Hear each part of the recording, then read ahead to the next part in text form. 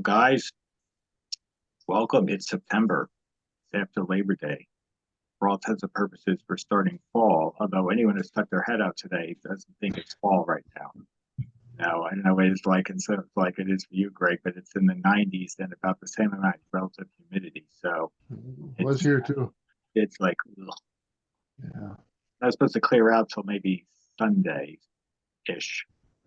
So we're in for it. I'm sure Bob, it's hot by you down in New Jersey. So It's brutal here, man. It's tough. yeah, so we just have to be getting, I guess, maybe the last dying breath of summer, before we get back to I have many things I want to do outdoors, but I don't want my wife to come home from work and find me laying across the garage floor with, God only knows what's going on. So yeah, I've been trying to find things to keep myself occupied indoors the past couple days.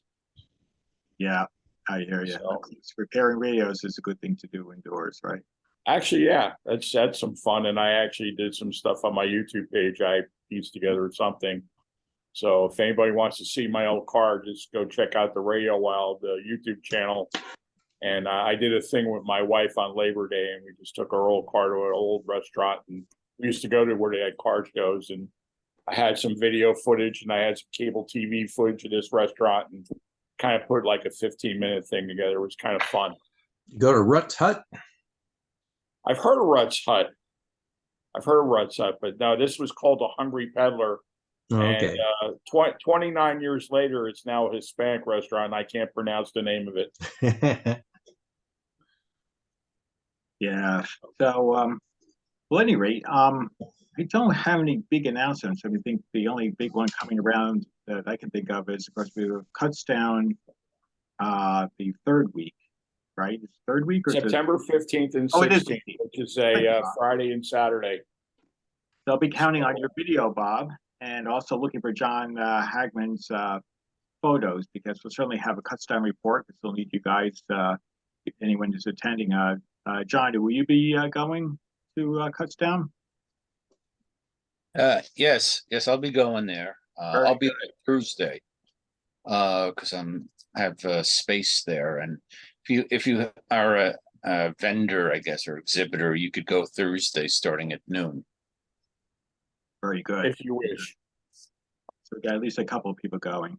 But so I imagine our next Zoom meeting will be, well, we have a few topics that will sort of be sort of show related. But Cuts Down is going to be part of that. And of course, as everyone knows, at the end of the month on the 29th is Fall Brookline. So we're just over 3 weeks away from that.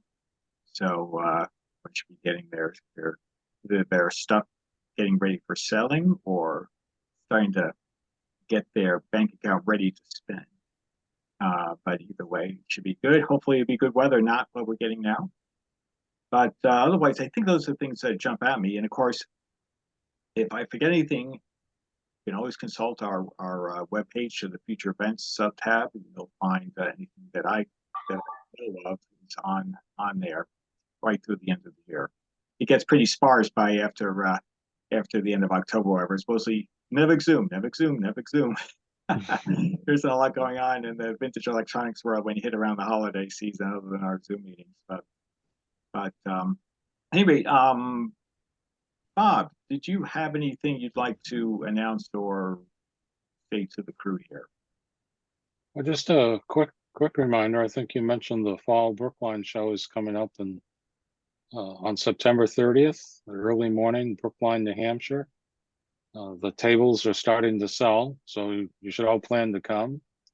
And if you're planning to have a table, be sure to get your reservation in for the table soon. We'll look forward to seeing you there.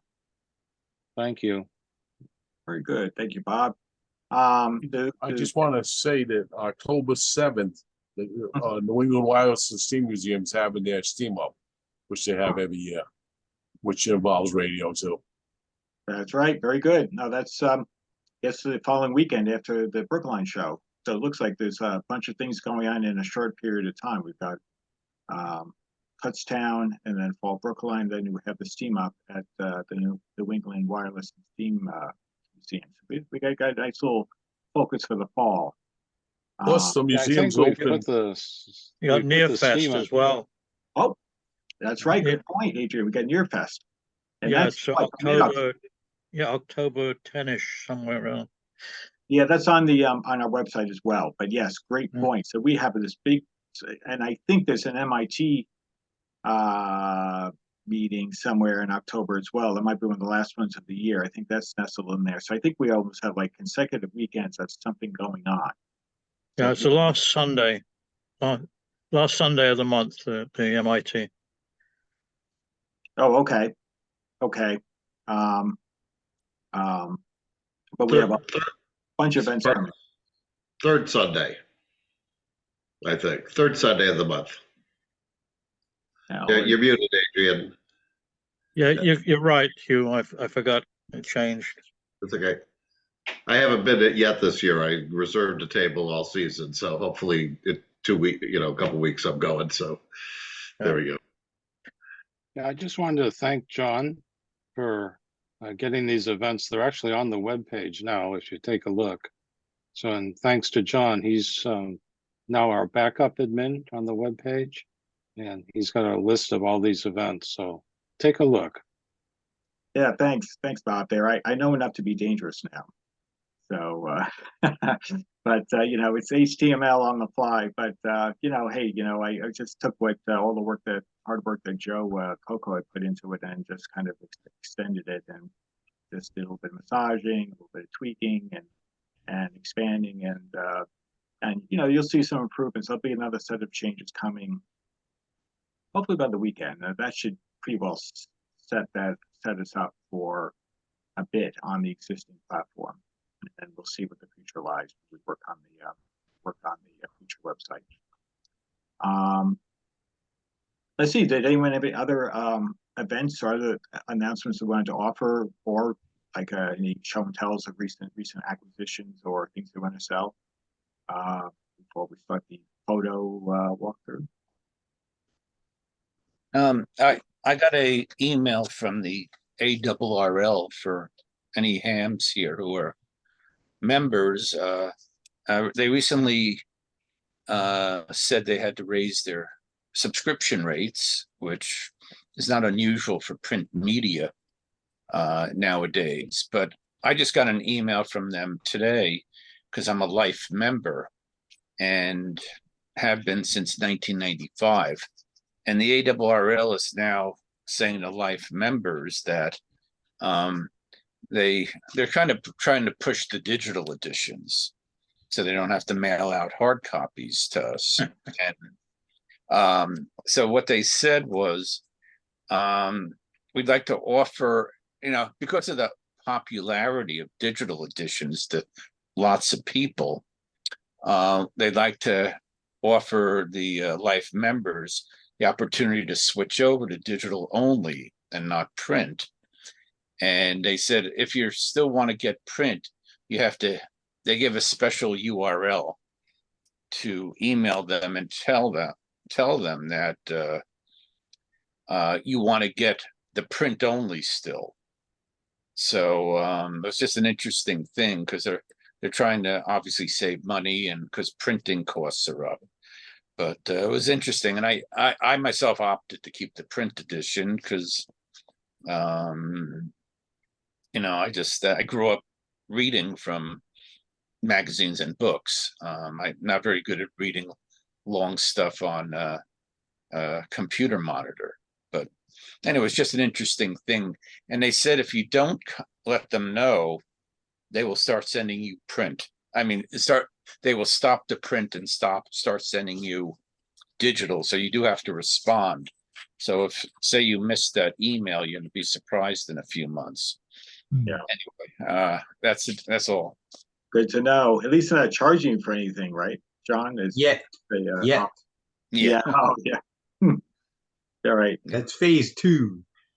Yeah. It could Right. be, Yeah, I'll tell you, back in 1995, I believe the cost for a lifetime subscription was about 25 years worth of the yearly rate times 25. So basically, if you lived more than 25 years, they'd be losing money. So, anyway, but and for me now, it's been since 1995, well, more than 25 years, Yeah. and also I believe there's a lot of lifetime subscriptions out there of people who are no longer active in ham radio and probably don't even read the hard copy they're getting. So, or they might not even have email. I don't know. You know, because I don't know if they're going to send a letter out. But They may be dead. What's that? Yeah. Oh, Yeah. that's Whose another lifetime is that lifetime membership? that's another issue. People have remarked that we don't really know how many readers QST has because of the lifetime, memberships, and people could be dead, or silent keys as we call them. But it's just an interesting thing that came through today. What's most annoying is that they are saying unless you let them know you want to keep the print, they're going to give you digital, and I know a lot of people are going to miss that email, and it's going to create a kind of a ruckus, I guess. Yeah. This is Bob from New York. My experience was a little different. I got a notification from the executive board of the ARRL quite a while ago that they had made the decision, and they just said that if you want a print subscription, you'll have to pay $89 a year. And I went to renew today, and the options for print were all there at the current price. That price change, by the way, would be on January 1st of 24. So I did not, to my knowledge, receive any other mail, but when I went to renew, I found that the ARL had redesigned their website and some of the functionality is not working correctly. So I'm waiting to hear from them. But in any event, that's my understanding. And I found I could renew for $49 for next year for print, or $140 for 3 years for the print edition.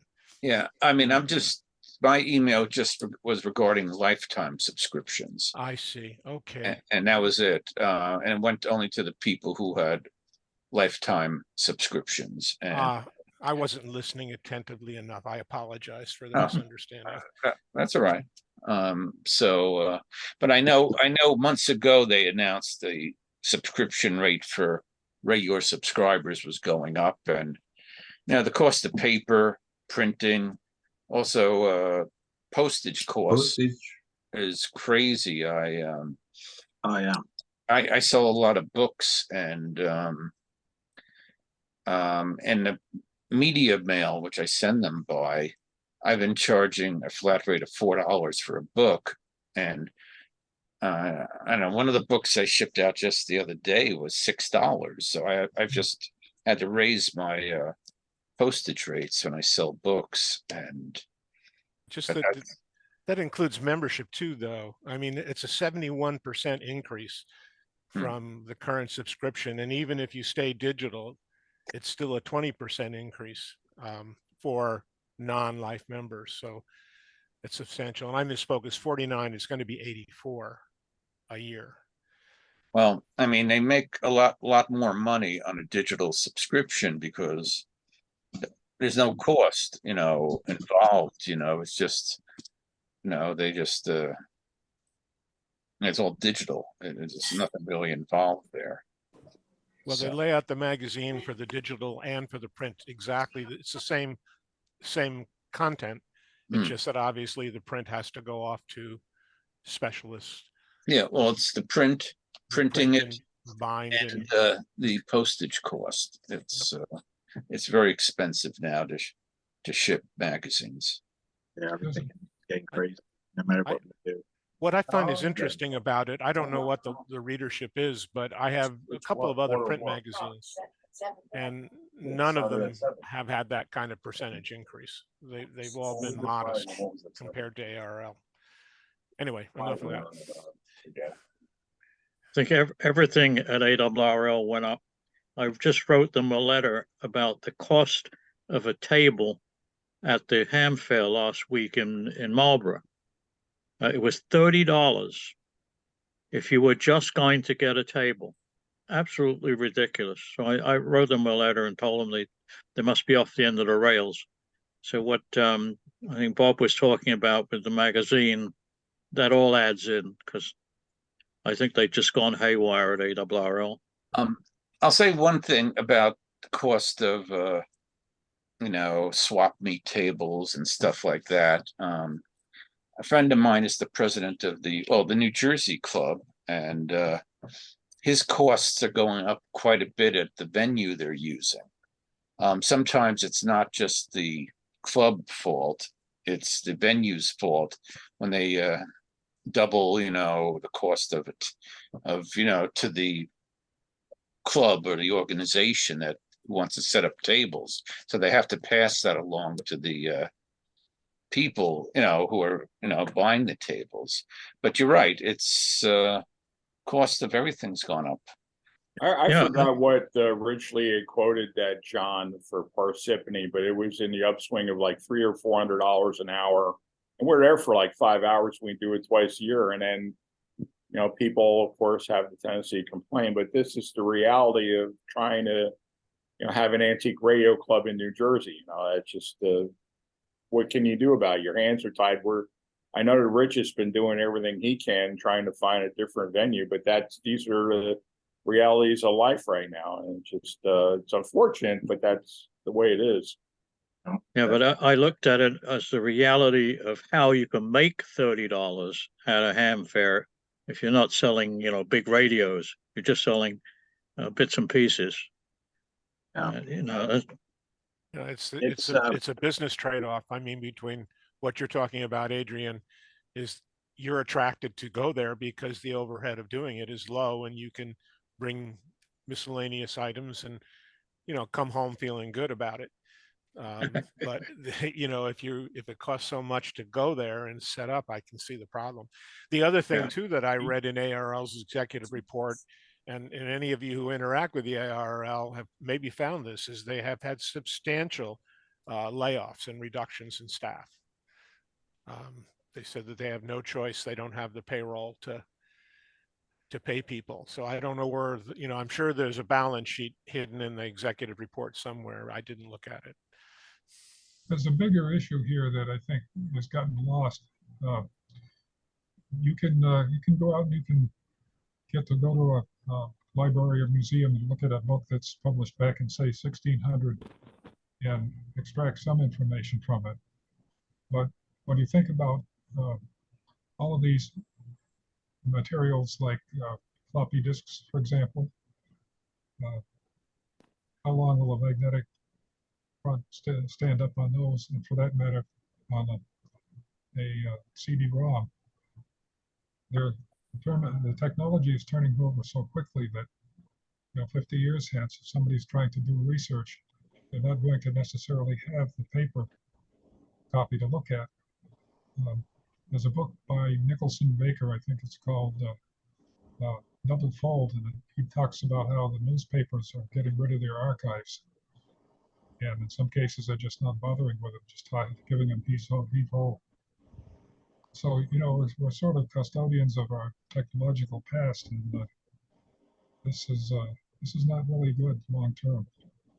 Yeah. Yeah, I mean, if you look if you can see it at all, that's my 40-year pin for ARRL. And actually, it's been about 45 years. So I've always supported them, but I'm stopping now. I had my last go around with ARL is that I was sent a 60-year pin. They verified that I was a consecutive member for all that time, but I never understood why, when you go to Hamfests, they have the badges that are available for section managers and for VECs and so forth. But they had nothing available, and life members, but nothing available for like a 50-year member or a 60-year member who arguably have paid way more than a life member. And I presented that to him. They took it to the board, and I don't have any details. They just rejected it out of hand. They want to make no recognition of the members who have been loyal, but not necessarily have had the wherewithal to buy into the life membership model, which I'm not arguing that. And I found that very disrespectful, and I could never understand the reason why. And I wasn't even asking them for anything. But I'm sure you've all seen the official ARL badges, and I think they're color coded. So there's a company that they've designated to do them, and I said, pick a color that hasn't been used, and make a badge available so you can walk around a Hamfest and proudly display your loyalty to the league. And they would not hear of it. So, As they say in Chinese, Bob, they give a shit. well, I'm not dissing the ARL. I'm trying to understand it. A lot of life is you hear things, you get frustrated with them, but until you walk even a foot, let alone a mile in their shoes, you may not have the whole answer. I think more frustrating in the denial of these simple requests, and there were others too. I tried to get grant money from them, and it was just a nightmare. But in any event, the lack of explanation, the dismissal of the request at all, and I went through channels. I went through my section, and then so forth. All the people who you would go through up to, like paramilitary chain of command, and it fell. People would give me lip service. Great idea. We'll look into that, and then nothing. Crickets. Anyway, so the new way of life. Yeah. No, it is true. I mean, even our club is, we struggle a bit, with cost increases for Castleton, for example, have gone up substantially, and we're trying very hard to keep, any cost increases being passed on. And hopefully, we just got to monitor it as year by year goes on. And we held our dues for quite a while, and our table fees for quite a while, was saying that we're trying really hard to keep at it, but there'll be a certain point where economics will factor into this. But we'll do our best, and we'll try to take it step by step. But yeah, we're we see it all the time. In fact, we're pretty much off the printed version of our newsletters for the most part. We do offer a lifetime membership for $100. Such a deal, and seems like a more than reasonable way to have that, but it is a digital subscription. Luckily, we're all getting 15 to 20% raises at our jobs that we no longer have. Oh, I'm expecting a 30% raise in my pension. There you go. Yeah, I'm I still already got one. but well, gentlemen, unless anyone has anything else to add or announce, I guess I can sort of go to the main part of the meeting here with maybe walk through some pictures. I have a few dozen or so pictures. I think it should be interesting to see. Why don't I go and share my screen? John, Yeah. while you're doing that, I don't mean in any way to be critical. I don't know if other people hear it, but I've just noticed that on every one of the meetings I've joined is that your audio is very choppy. It like Mine? Yeah, it drops, is. Yeah, drops out like yeah. every other word. You're Really? maybe closer talking to the mic or something. I don't know. Maybe Wow. others are not hearing it. Maybe it's me. No, Bob, I'm glad you raised it, because it's been a problem for a while, or just today. Just I noticed about 10 minutes ago, 5 minutes ago. Yeah, maybe, Yeah, maybe one of those noise canceling things is turned on in Zoom or something. Might make it better, or just speak it up. Let's see I if I just can. figured it was my ears. No, actually, I Indeed. talk that way, as it turns out. you need to put the cat back in the armchair. That's what it is. Yeah, I'll have to take a look at that, because I have done nothing on my settings. There was I did have an upgrade of the Zoom app probably about a month ago, which is when I remember I had that big, I was delayed on getting the meeting going, because I had everything got upgraded at once, including the OS. But I haven't. It's better now. It's That you're better up now. closer and I speak think it up. you physically move closer to the mic, so the mic may just have been at the fringe of its capture. Yeah, well, I'm glad you noted it, Bob. Hey, you know what? If no one says anything, it's hard for me to tell, because everything seems okay. But yeah, thanks for raising that. I noticed it and I thought I must be the only one hearing it. Because see, I have these things in my ears, these hearing aids. So I said I better just shut up. And So No, leave no. it to a guy that none of you know that's hiding behind a black screen in Zoom Yep.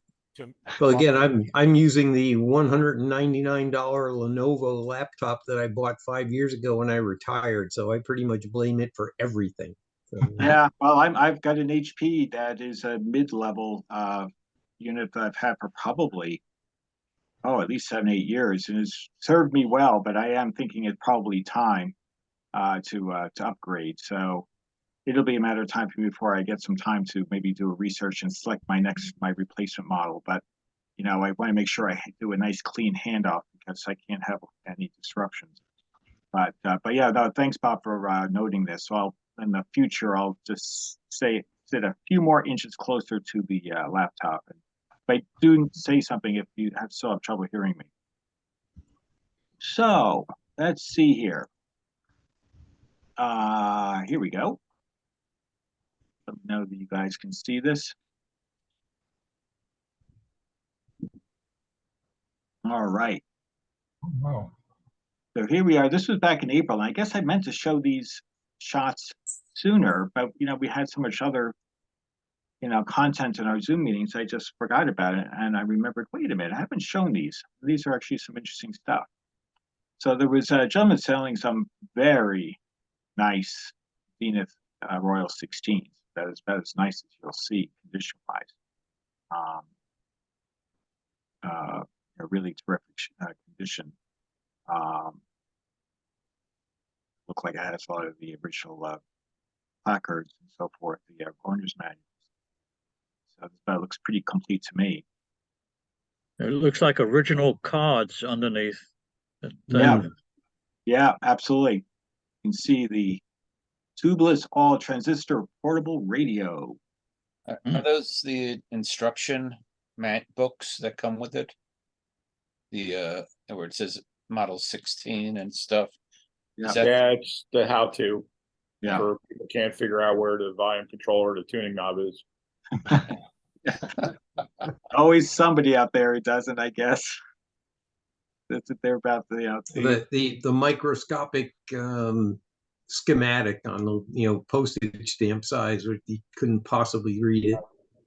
Yeah, the cool thing about that mall radio, everybody, John, it's they made them in all kinds of different decorative designs, and it was right around the muscle cars were showing up at car dealers, and Rowan and Martin's Laughing had flower things all over their set designs and everything, and they just carried it over to a lot of these radios. So to find a plain one like the one on the right there is kind of rare, but most of them had some sort of like little funky design on there that kind of reflected the time of the late 60s. So that's pretty neat to see a couple there in nice shape. The psychedelics design, I call it. Yeah. Yeah. Exactly. Next slide, please, before I have a flashback.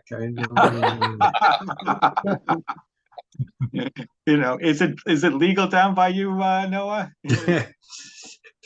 People have asked me that, or they've commented about what's legal and what's not legal, and I was like, Willie Nelson's been down here for 50 years, and that just about says it all.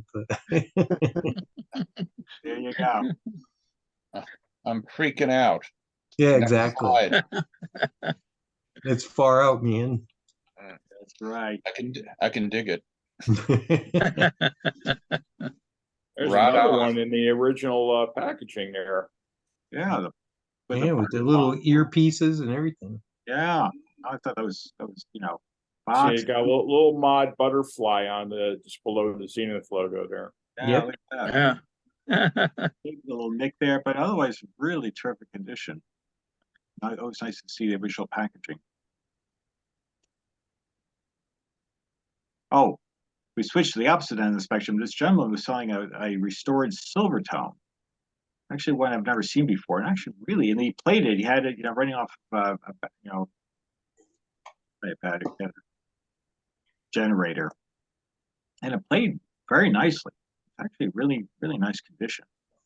I actually did a electrical restoration on one of them probably like 20 years ago. And I think they came in 10 and 12 tube flavors, and it's just a really good radio. Very Art Deco looking. It's got a nice presentation on the front. Of course, it takes up a little space being a big console, but Silvertone made some really nice sets. Very attractive sets. I agree. I agree, Bob. It was interesting. They have the sort of the reverse. Usually it's always dark, white lettering on dark, and this is reversed with the. We have sort of like dark shadows of the scale against white background. I thought was interesting. Of course, that's the magic. You notice that all the bands on this particular model are all spread band. Yeah. Except for the broadcast band, of course, but. Right. But really, in generally, really nice shape. I think the guy was asking fairly reasonable money too, but a little too big. The bigger they are, the cheaper they are. Yeah. There's some true. Has anyone online here ever done an electrical restoration on one of those? Gosh, now what is it? It's like a Philco 116 or something, or it's from like 37, 38. Oh, is that the one that's got like 4 6L6s in it? No. This is the one that's got like the mystery remote control that looks like a telephone. We have one of them in our museum. Is that a difficult restoration, or? We just had a problem. We just had a problem with the remote control. And one of the guys fixed it, but I'm trying to remember what it was. I think it was a tube, believe it or not, because it has with the mystery control, they called it. Remember that thing that looked like a telephone dialer? There was a problem with that, and it had a weird tube that had to be replaced to get that thing to work right. Yeah, and I know somebody does the some type of aftermarket battery to put inside of it. Because it needs a weird battery in there. I'll tell you what, that dial thing is just so cool, though. It just I've always wanted one, and I've located one that's like the radio and the control together are like $100, but I'm assuming for that price it doesn't work, and I've never tried to fix one of those before. I'm assuming making the radio work is no big deal, but making the fun part, the remote control and getting the motor inside the. It's got I've never done one myself, no, but they're tricky, I hear, but they're not that bad. Okay. Bob, how do you use the remote? Well, the remote basically it works like a telephone dialer. That's it's in a box. It's probably about 4 inches high by. Yep, I've seen it. But depending upon what you dial, I mean, not only does it pick preset stations by what you dial, it also does volume up and volume down, and it also turns it on and turns it off. So there's a lot of weird stuff going on. Wow. Multiple frequencies that gets transmitted, and multiple receivers on the other end. Control anything on a radio or otherwise. Yep. Yes. I may wind up diving into one of those. I know who I could potentially email. I got stuck. Well, I'm sure the Philco forum can help. Yeah. Oh, yeah, definitely. And the only downside to those too is the 1939 Philcos were loaded with miles and miles of crumbling wire. Yep. Yeah, it had the rubber wire problems like a lot of the Zeniths did in the 40s. Yeah. Hey, John, I'm sorry I came in late. Where is this? Oh, this is so Carl, this is taken at the Arizona Antique Radio Club back in April. I had a deck of photos that I meant to show one of our prior Zoom meetings, but time flies when you're having fun, and right. I said, this would be fun because there's some good novelty radios and miniature radios will be coming up later in the slide deck, but there was some neat stuff. It wasn't a big event, but there's some neat pieces there. This Silvertone particularly was sort of stood out. But there was some neat stuff. Well, you could have checked it in your luggage. Yeah. Come on, that looks like carry-on to me. If I'm not mistaken, those are all East Coast stations on the Yeah, Looks like it. Well, WGN is Chicago, so I don't know if you want to call that East Coast, but I guess. Yeah, WMAQ is Chicago too. Yeah, this Yeah, is maybe Midwest as opposed to East Coast. well, I it's see a Oh, WGN, WBBM, those are all Chicago stations. yeah. Right. There's a lot of, as you can imagine, a lot of Midwest transplants in Arizona. So, no big surprise, quite honestly. There's a lot of. I see a button there. The third button in looks like it says phono and then or television or frequency modulation. Is that just that goes to an input jack that's on the back It of the probably has chassis? an RCA Yeah. input in the back. I think Yeah. I think he mentioned it when I was talking to the guy. You So know, if you have an FM tuner, you could plug it in there and or a yeah, but believe me, turntable or your television sound. I looked longingly at it, but there Longingly. were too many problems, the obvious ones already cited about buying a console out there. But it was still very attractive and really an unusual design too. And even the dial face and the Yep. latch it was just very attractive and not your typical radio. And I agree, Bob. I've always liked Silvertone. Some of the designs are really quite nice. And nice. all right, now that you've zoomed all the way out, I was gonna ask on the right-hand knob where your little hand is, what is that lettering on there or? It does say something. Yeah, I probably says tuning or something. That says band. Band, okay, Band. band, And the Oh yeah, letters are- outer ring is a band select maybe, and the inner ring is tuning, or vice versa. I wonder what's it say up top there? Probably. A, B, and C. Oh, you know what? I wonder if you turn the little knob to line it up with no, they're more. Never mind. A B C D Yeah, E. A B C. Oh yeah, there we go. It's that's going what up it is. the band. It's going up. Yeah, the band. A B C You're D right. E. Yep. Yeah. Okay. John just didn't take a good enough picture of it, so I apologize. Sorry, Carl. you got to go back. Well, The if moderator's if fault. it's still there, as we know, consoles don't move that quickly these days. I'll go to the other button and zoom in. If it's still there, it's melted. Yeah, the other side's going to be on off volume and maybe tone. No, tone is on the button, so maybe the other side is just on off volume. Well, I see an H here, so I'm wondering what that. Because Let's that's see. Looks like a C and an H. No, yeah. I don't know, because the tone control looks like it's those buttons. next The time first two buttons say tone and tone. it's going to take better photos next time. Hope it's still there. Never know. All right, I'm not done yet. I'm not Oh, done. I just look at that. Okay, Go Carl. ahead. Ooh. Go on. I'm just being. Just get zoom the in model again. number of it, and then you can look it up on Nostalgia Yeah, Air, and you can get the whole If schematic. you zoom in again, it looks like there are two broadcast bands. Might have the early and later FM band on there. Could that be? No, FM is an Okay, that's an auxiliary. A and a B. I'm sorry. No, it's I'll okay. shut up. It might Right. say off and on. ON Yeah. is the CH. Might. It looked more like an H than an N, but that's what I was going to say, off and maybe on. not. Yeah. Yeah. No, it's an H. Yeah, I think Yeah. it's, H. Yeah, no, it's H. All right. it looks like a C or something, whatever that. Who'd have thought that a console radio would bring up so much controversy? No, I don't think we're done. We're here. We're to analyze every facet. That's okay. That's what's the whole part of these meetings. Yeah, that's the fun. Yeah. Who can make the silliest comments? That's all right. Yeah, exactly. Well, we got a few, but we do have some test equipment that was for sale there. Yeah. He's kidding at night. Audio generator. Yep. Night below. RF down below. Yeah. All reasonable looking pieces of. Feed Pretty audio fancy into looking the. night kit. Sorry.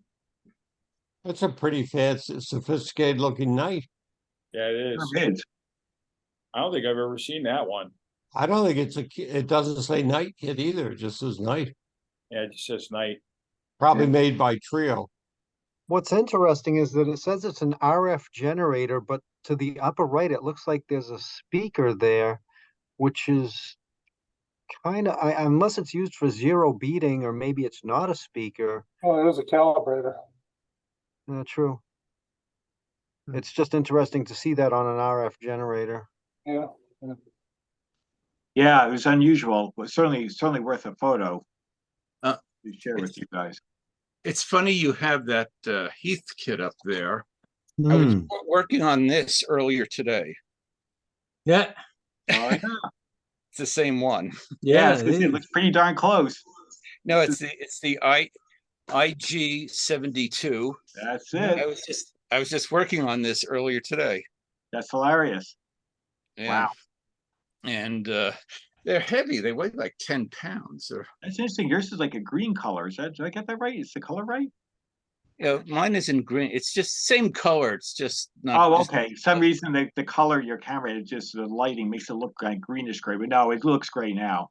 It's like, Oh, you've got Arizona light, and then you've got Long Island light. Yeah. Long Island light's more like the barroom effect. There we go. Good point. You know, the weather and a little green.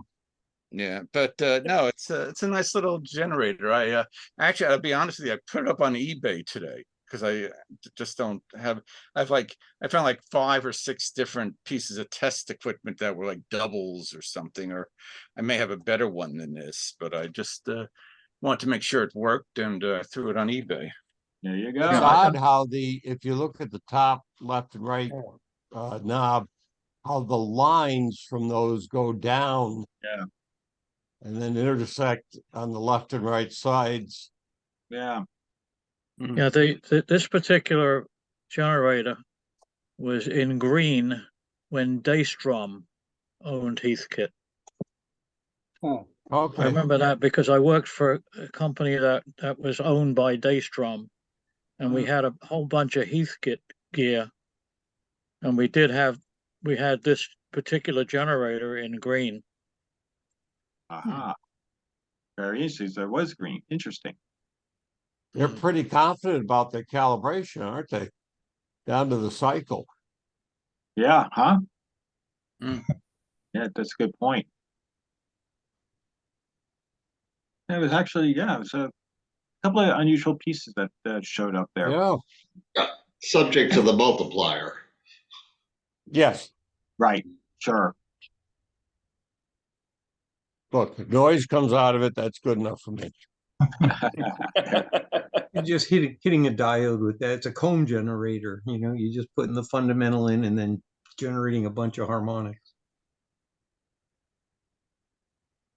We got another Heathkit harmonic distortion meter. You have to be restoring one of those too, John, did you?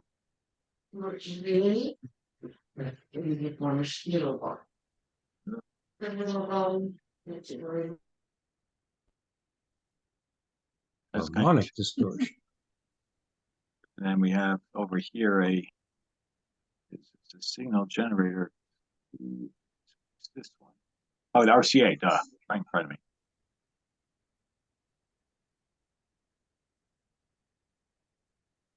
A couple of Heathkits behind that as well.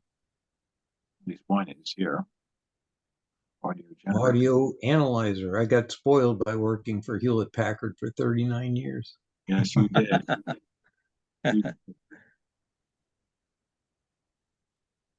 Oh, there it is. Sorry about my finger. I sometimes get my finger in the way when I'm taking photos and angling the camera. That's a calibrated finger. It is. It's a finger caliber. Right. Well, you know, it's all part of the. I want to make sure you guys are paying attention.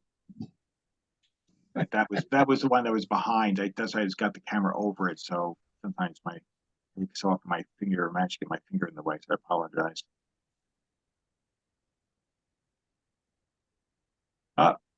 Another piece.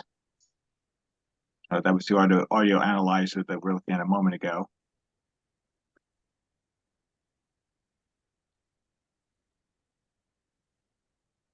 River, Michigan. And then, of course, up here, we have a meter.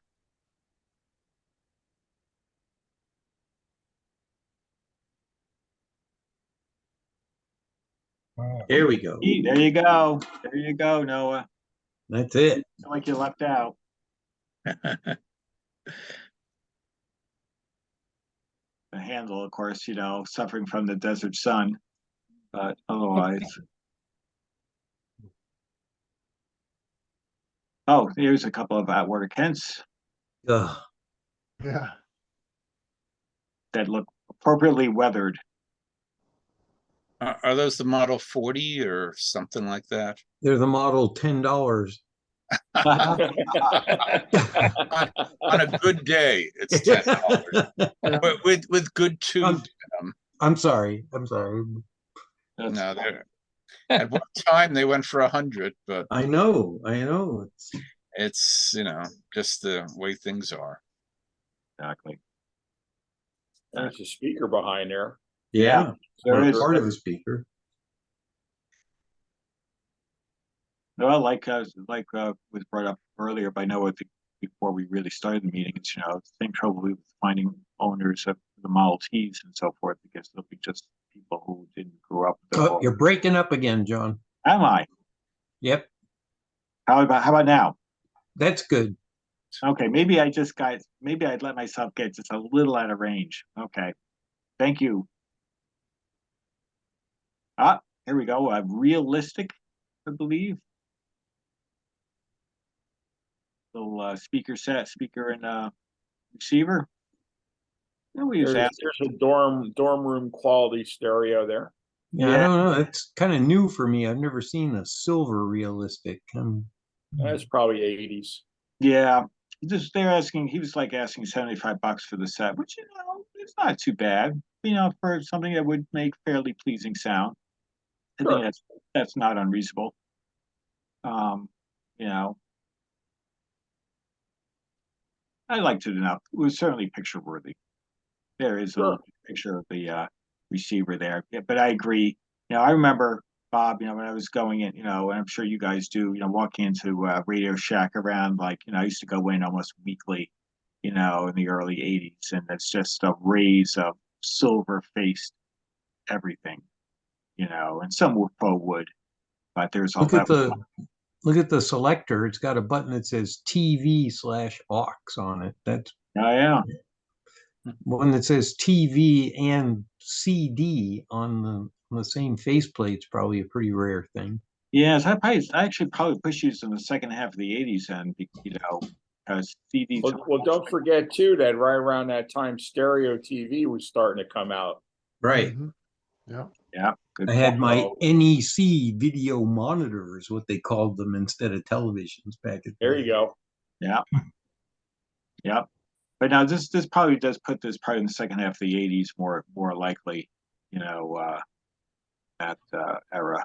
But still pretty not an unreasonable deal, I would say. By then it was probably made by Panasonic or somebody like that anyway, but it was probably a decent receiver.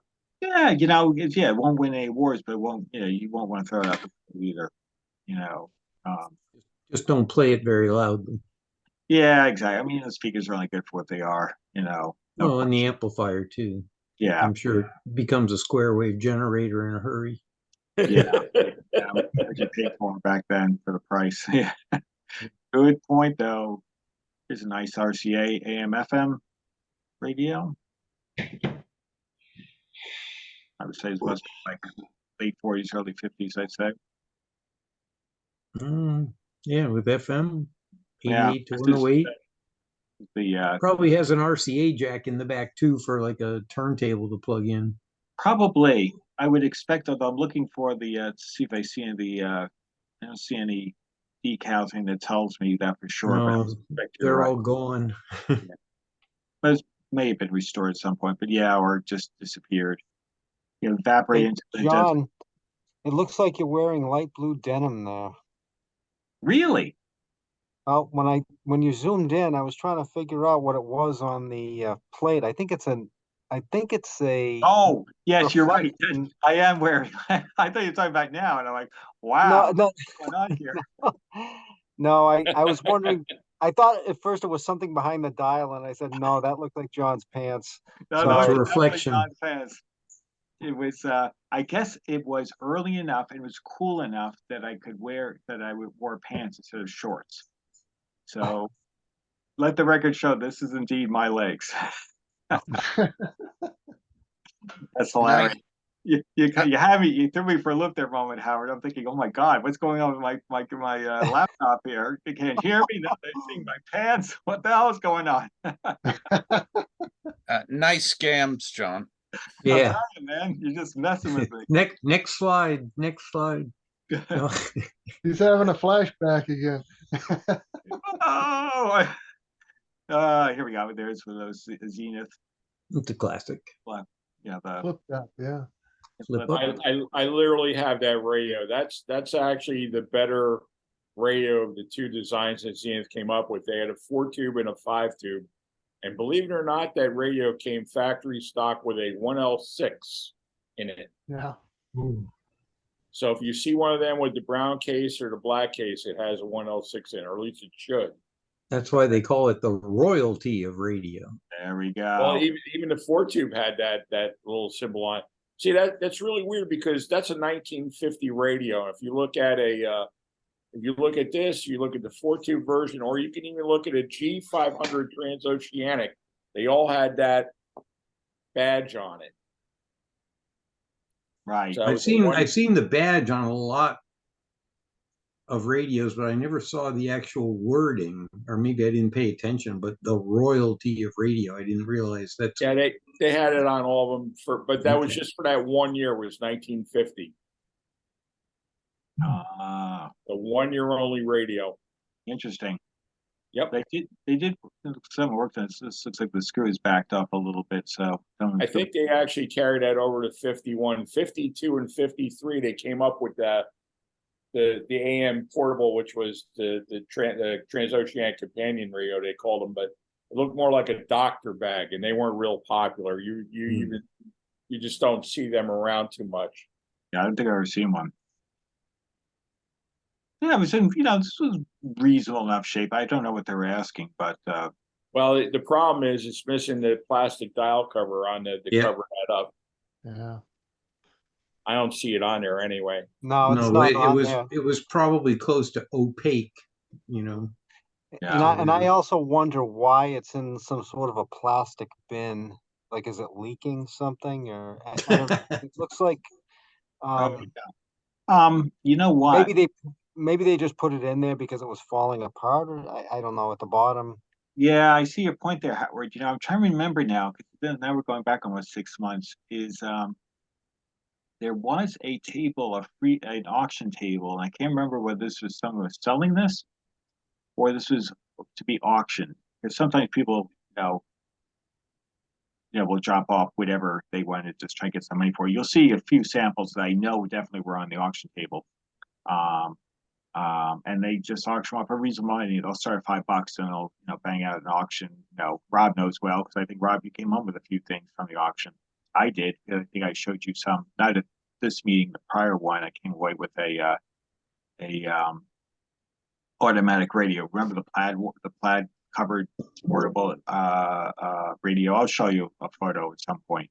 I always seem to come away with too much. Yes. Too much. Yeah. I had to run. They're willing to auction that one first because I really got to go. But if you can auction that one first, I'll stick it around. And they did. And I came away for $5 because nobody bid but me. It was like, yay. But that's easy. It fits small.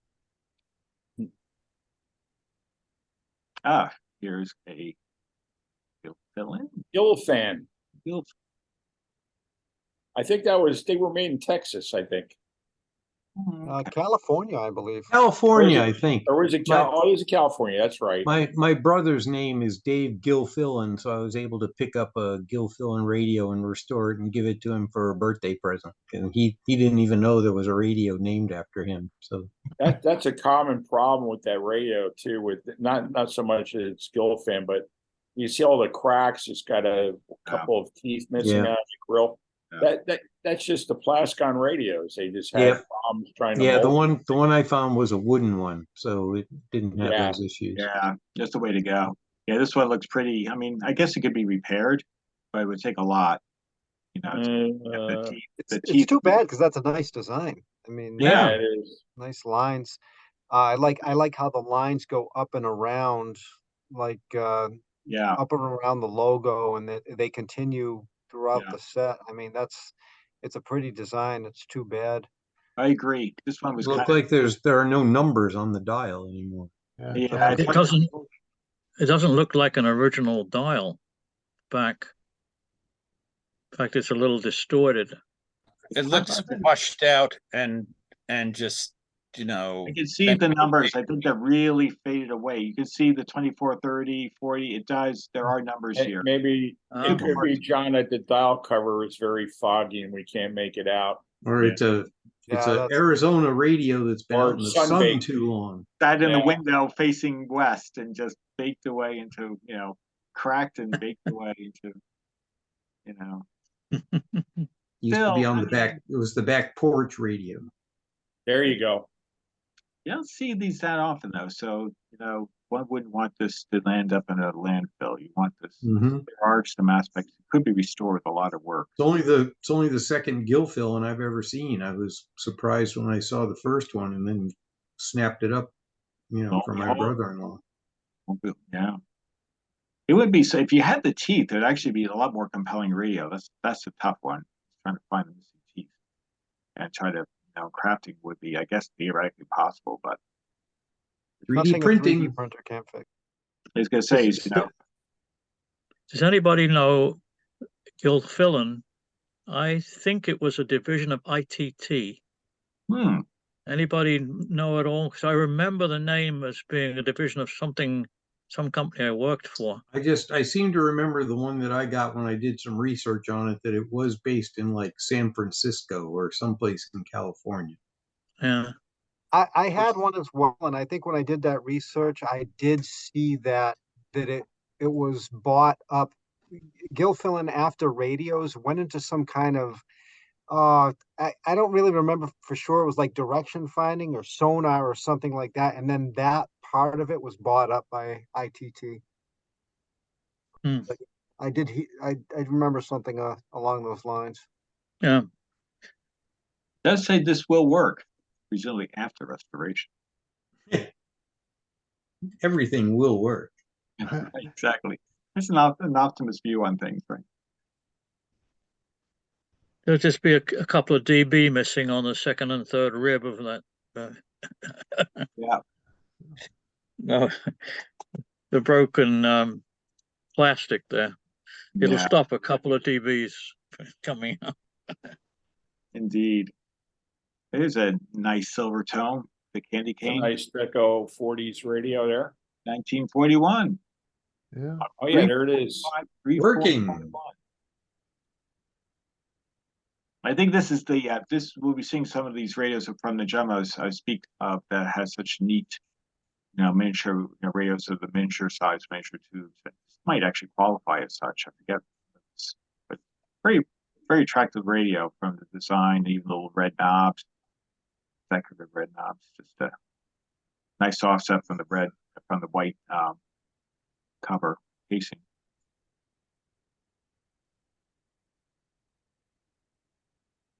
There's a midget silver tone. That works.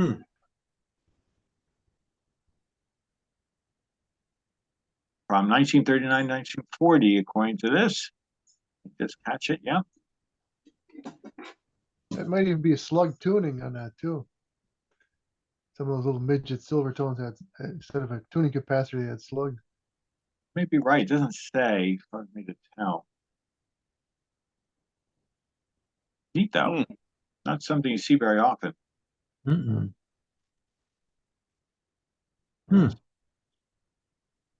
Sure what this, I can barely I think, okay, who made this? That's an airline. Ah, thank you, Howard. Police. Is that painted? I'm Or is it- wondering. It looks a little too Not nice. only do I think it's painted, I don't think that opening in the middle is stock. I could be wrong, but I think it may have, that rib may have broke and somebody made it symmetrical by cutting off the other side. Hmm. I Yeah. don't think that's stock. I'd have to look it up, but that's an airline. Well, it would need a space for the speaker to radiate sound, maybe.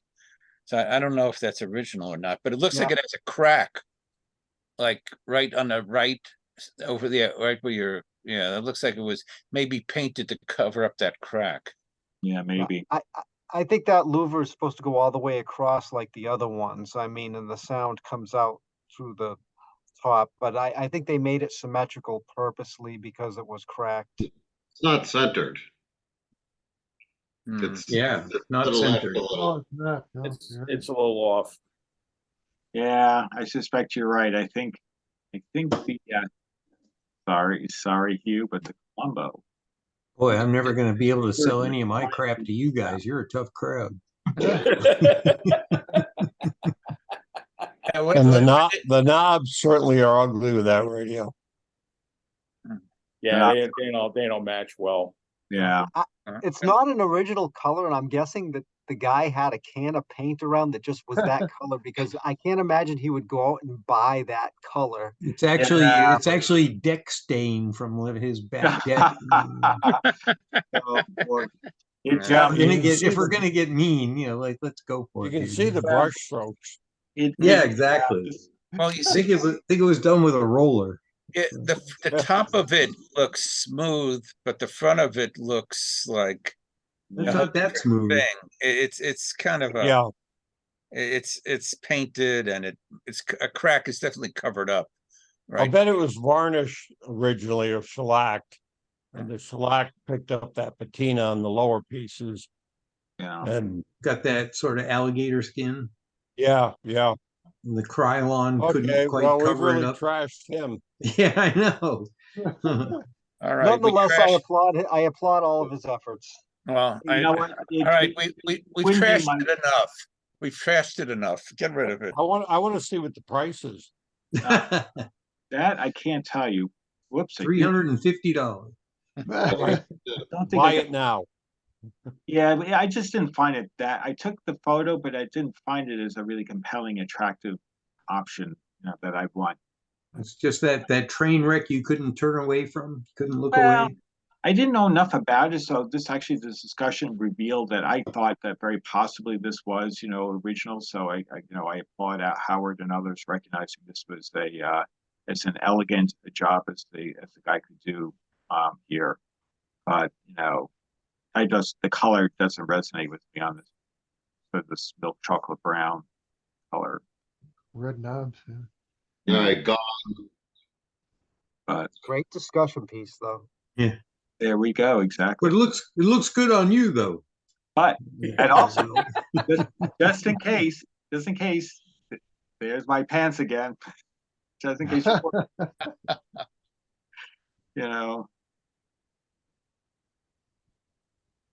Here we got the Tiny Tim Jr. The Junior. That's a nice little radio. Yeah. And that's nice. And pretty nice design. It looks like it has just a couple of minor superficial, cracks here. But actually a neat little radio. See if I can it says if I can catch a price. I don't think I can because I think it's turned upside down on the knob. His prices, I recall, weren't particularly awful, but not particularly cheap either. This is from 1949, according to this. Well, it looks like he put an eBay piece of paper on there to show what he was selling for on eBay. And search for anything. Yeah, eBay. It's like that's the worst thing you could do because always, people pass stupid money, for anything on eBay. And so, every so often, sometimes there are reasonable deals on eBay. I did buy one of my early first radio acquisitions on eBay, and I know I spent probably about $75 too much, but it did come with all the original documentation. It was an original radio, and it was to me, it was worth every cent, because that first radio I ever had in my bedroom was the same radio. $75 be gone. Yeah, it depends on, what you're looking for. Like I've always wanted one of those like rocket ship table lamp AM radios. It's like, where are you going to find one of those except maybe on eBay, so Yeah. And Yeah. you really, I just Get- want to throw in my 2 cents here because eBay is really not a bad resource in finding radio prices, but don't go by I'm going to throw the dart and see if it sticks price. Go to the completed listings and right, find out what completed real people- auctions. Yeah. Yeah, go look at the completed auctions to see what people are actually paying for. Plus, you got to remember they're paying for shipping as well, so that'll Yep. give you a more Yeah. realistic number. exactly. And you always see some of those ads where it's like, oh, the radio's $10 and shipping is $72.50. Yeah, but they stopped that by charging commission on shipping. So that straightened okay. that out. Okay. Yeah. Yeah. Here is Midget Detrola Jr. Lockdoll 0201. Is that the same radio? No, it's a different one. Okay. Yeah, different radio, yeah. And he has a sheet there from the radio museum just to Yeah. guess with information, which is Yeah. not bad. I don't mind that. Yeah, No. no, I saw he typically did that, my recollection, but yes, a few eBay one shot. In fact, there's the eBay went up for the other radio. You can see. So whoops, sorry about that. I keep hitting the fortunate chart. Sorry about that. But ironically, he didn't have a picture of the one with the missing piece. Right. Dun, dun, dun. Notice the slight warpage of the tuning knob here, I think. We can see it's not flush. And that happened the day of the show. Yeah, probably. It wasn't that hot though. I was wearing pants. It wasn't too bad. Well, that's right. Yeah. I don't want to go to a radio show if it's hot with you then. Let the record show. Oh man, that's funny. But You're a great guy, but that's more than I want to see. that's fair enough, Carl. That's funny. But it was actually neat radio. And except for the warp knob, it really is actually a, again, something you don't see very often. Here's a Traveler model 5056A. Full tags working. That's a cutie. Yeah, it's actually pretty neat. Almost has a tumbler style dial knob. Might be a combination lock. Oh yeah. But it seems to be a nice shape. He did a pretty good job at hanging it up. Could be a pretty good sized speaker behind it too. Yeah, could be. And here's an RCA. There. I've seen these before every so often. Not perfect, but reasonable shape. It's got some nicks, but I think this is probably an original finish, or mostly I'd say.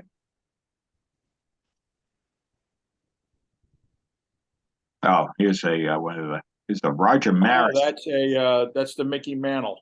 Yeah. And they are big bucks. It says Roger Maris here down at the. Well, it says Roger Maris and Mickey Mantle. Oh, okay. Yeah, I forgot one. That's a stellar radio, I'll tell you. Yeah. How much was he asking? Oh gosh, I have no idea. I don't see anything.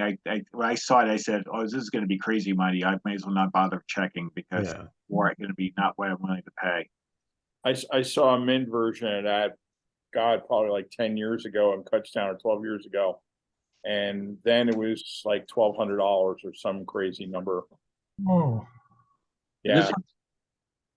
Right. So I wouldn't surprise me if it's in this ballpark, no pun intended. It's in pretty nice shape. Pretty nice shape. So I wonder if that knob is. I don't remember that knob. If that knob is original. That green thing. Yeah. It doesn't look like baseball related. I know it does. I kept looking at Well, this. it's a baseball diamond with the four. Yeah, Oh, four maybe bases. that's what it's. Oh, that's what it is. Yeah, I it's the just don't four know if it's bases. original. Yeah, it's home plate and Okay, then so the maybe three that is bases. the right knob. Okay, I thought it was a dice for a second, you know. good catch. There is a price tag hanging off of there, I guess, on the string, but again, it's one of those, if you have to ask, you can't afford it. Yeah, Yeah, I did, but I exactly. knew the moment I saw it, I said, okay, this is gonna be serious coin, but I enjoyed the fact that he put it out there. And so I had to take the photo because it was, I don't think I've ever seen one in person before until now. So to me, it was worth every cent just to, and of my time just to take the photo. I think it's just an AA5 radio anyway, and I think they made them in to commemorate the year where I think Roger Maris and Mickey Mantle hit 62 home runs, or they were both trying to get 62 or the home run record for 1 year. Yeah, That was Yeah, I like think Maris had 1961. Maris had Yeah. 61 and Mantle had 54. Exactly. And then 61 years later, 61 is a key number. Yep. Aaron Judge clears the record. Yep. 61 is a big number. So maybe you should figure out a way to make an Aaron Judge radio. Well, that'd be a heck of a really tall radio. Oh man, that's pretty cool. That's painted, isn't it? That's I gotta be suspect so. painted. I suspect so. This is Stetchel Carlson. Yeah. Frog Eyes. Carlson, Frog Eyes, model. What 175 it's selling for? Yep. Working rare red. So claim is this is actually the real color according to the seller. I cannot, Awfully shiny. I do believe that is an original color scheme for that particular set.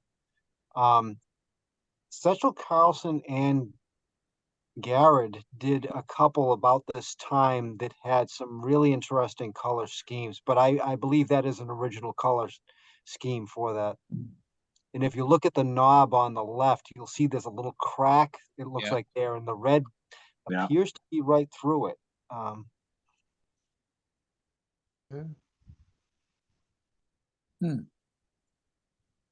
Yeah. Yeah, there's a little crack. That crack probably takes $100 off the price.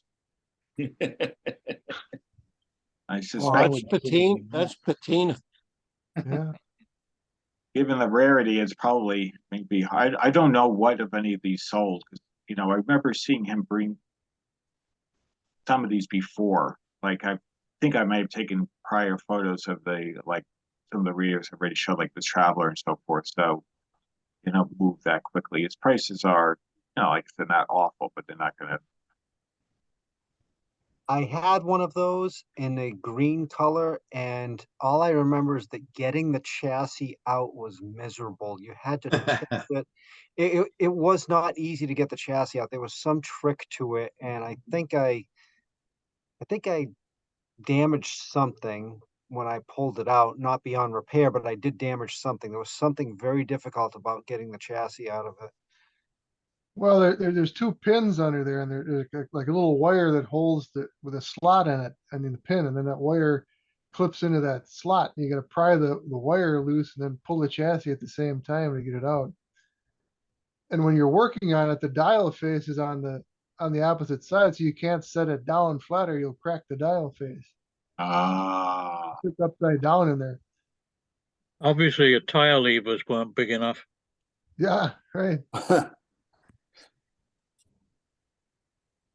Neat. Here's another Traveler. Yeah. Is that one of those metal foil dials? Looks like it, yeah. Yeah, I think so. Yeah. This is a Vision Traveler model 5054 from 1948. All original working acclaims. I can believe that. It looks the part. You could, put a little level of additional cleanup to it and a little more pop on it, as Bruce says.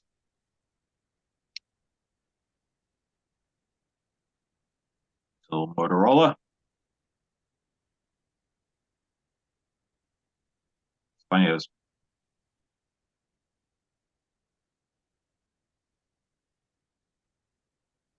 Ah, there's an airline. Oh, Flower. same cabinet as the Charlie McCarthy radio. Yes. Angry fruit salad. Yeah, it does, doesn't it? I couldn't tell what it was. What's it supposed to be? I don't know. Like a piece of bread up on the top with some weird stuff laying on top of it? I Oh, don't yeah. Is understand. that a bread or what the heck is that? I think it's supposed to be a blossom. And I'm not sure if the knob on the bottom is correct.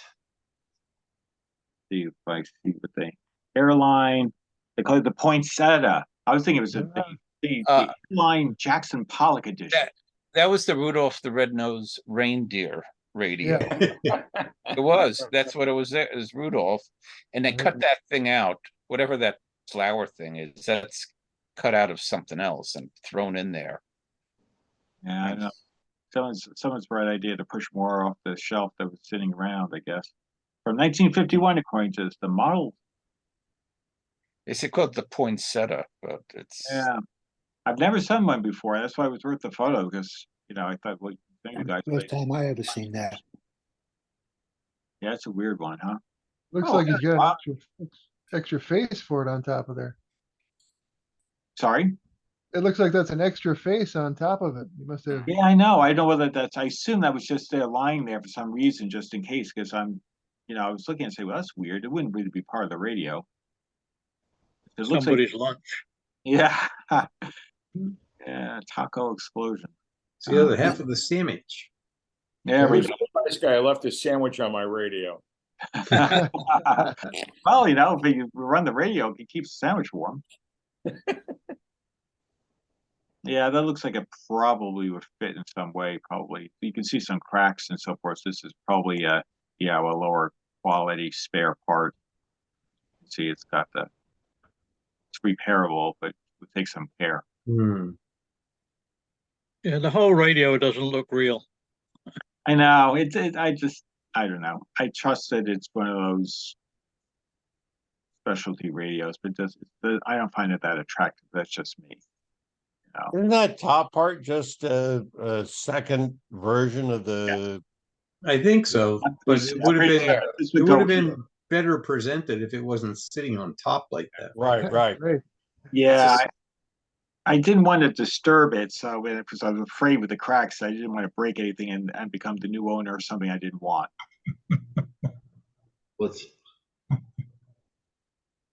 Yeah. Look nice with all those European radios. Yeah. I guess a Globe radio, the Navigator, Two of them.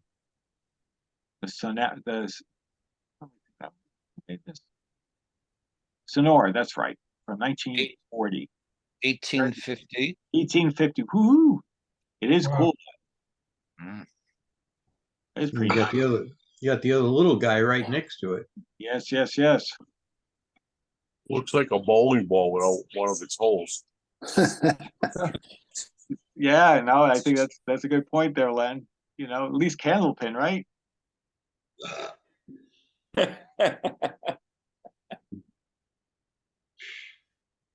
But yeah, no, this was 1850. I remember seeing that, but this is pretty nice and certainly unique.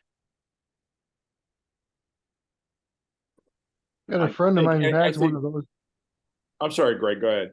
Oh, I've got a friend of mine who has one of those, but the bottom piece where the radio dial is in, it's like either Bakelite or something, and his is just destroyed. He's trying to find somebody who can do 3D printing to make him one. Oh, yeah. Well, what I was going to say is anybody south of Massachusetts has no idea what candlepin bowling is. I do, but I had parents that loved the bowl, but no I was candlepin down here. I was gonna say duck pin because I was Southern Connecticut, but Yeah. I've never duck nor candle pinned. I've only done 16 pin, the large ball. yeah, duck pin ball is a little bigger than a candle pin ball. I say use a regular bowling ball and a candle pin, get the job done. Yeah, it doesn't come back though once you throw it down. That's probably true.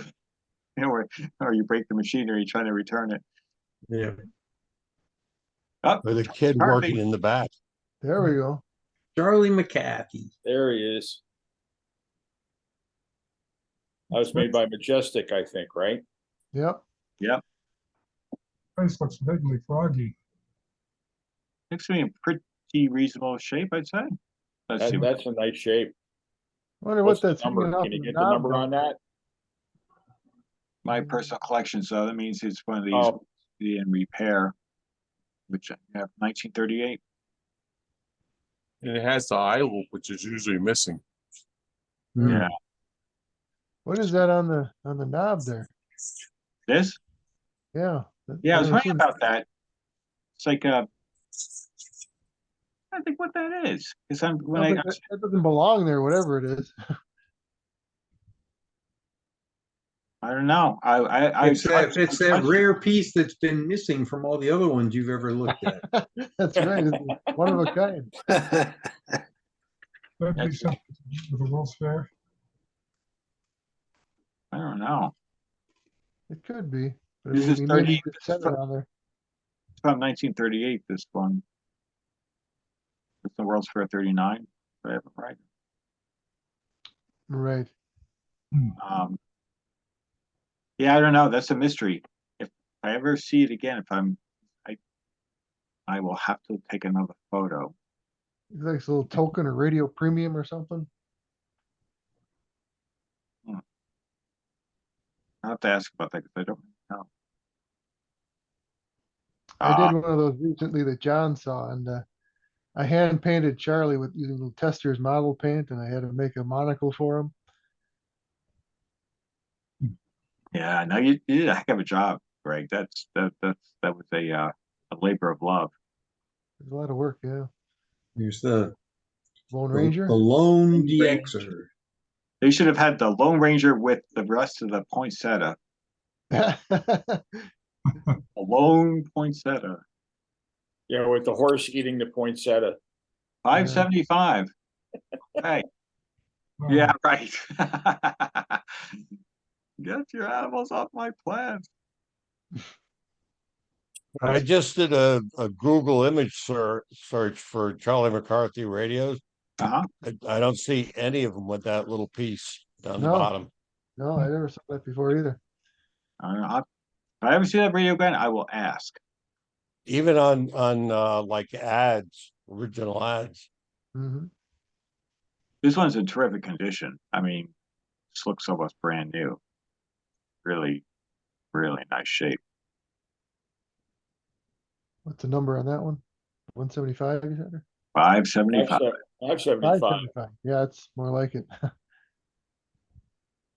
Yeah, the 175 would have been pretty compelling.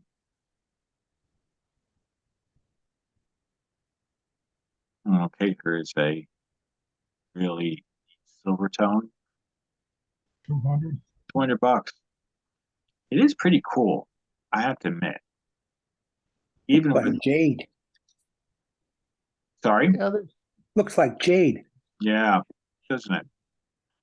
there's some kind of painting technique that they can do that does that. Looks like a box with lettuce in it. Yeah. Yeah. That would that be romaine or iceberg? You know, Your you choice. could have a new career writing text for ads. There we Yeah. go. You gonna someone to bring us a thing of Caesar dressing? Yeah. It's a unique radio. I do like it. And silver tone always has something unusual. I believe they call that a honeymoon radio. Honeymoon. Honeymoon, let us alone. Ah, Oh, no coverage Sorry. strategy tonight. There we go. It's No, a money radio. Texas, and boy, is his arms tired. Tip your waiters and waitresses. Try the veal. Actually, it's a thank you radio. Let us pray. Yeah. oh. There we go. Eh. That's all right. It looks like I think it's probably another Midwest radio. These stations from the Midwest. Anything look familiar to anybody? Not ringing a Not bell. ringing any bells here either. Huh, Since- not out here. WCKY, that might be Kentucky, if that's just a wild guess. since- Maybe. Excuse me, did those knobs actually push the dial into different positions or were they presets inside? Oh, yeah. They're I- probably mechanical. I would You know assume. what? What's interesting? Every one of those call letters start with a W and a C. Hmm. Yeah, Hmm. good eyes. A little bit of trivia for your next I show. just did a quick Google. WCKY is Cincinnati. Oh, Okay. Ah, So I guess you're close, Greg. Just on Yeah. here. Does Lonnie River. Anderson still work there? yeah. It's probably Ohio area, maybe. Yeah. Yeah. We can try and Google another one of these. So we have We know it's WCBM? east of the Mississippi. Absolutely. Absolutely. CPO is Cincinnati too. Oh, there we go. So we're honing in. It looks like an Ohio radio. Do we have anything with WCBM is Baltimore. and then Oh. COC? Oh, that's WCBN. Yeah. So let me see what WCOC is. The guy that paints those, I think, is from Ohio. I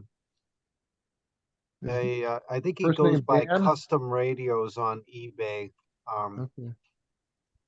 And I'm pretty sure that's where he's located. Hold it Ironically- there. You know, you're right. That does look at the chip underneath the paint. That looks like it's been repainted. Sure. Yeah. That's a paint design. There we go. So WCOC is Western Connecticut. really? Yeah. So I think this is probably, you know what happened is he probably had those sheets of stickers you could put on the button. Cut them all off. Cuts them out and stuck them in there. Probably just pull them That's out right. one at a time and just put them on there. They probably He does. ripped he them does- off all out of the WC section. Right. Yeah, I think you're right. Whole line. He does ghost flames on street rods on the weekends. So you could have done ghost flames. You could have done flames on this radio for the full effect. Flame. I've never seen a radio with flames. That would be pretty cool.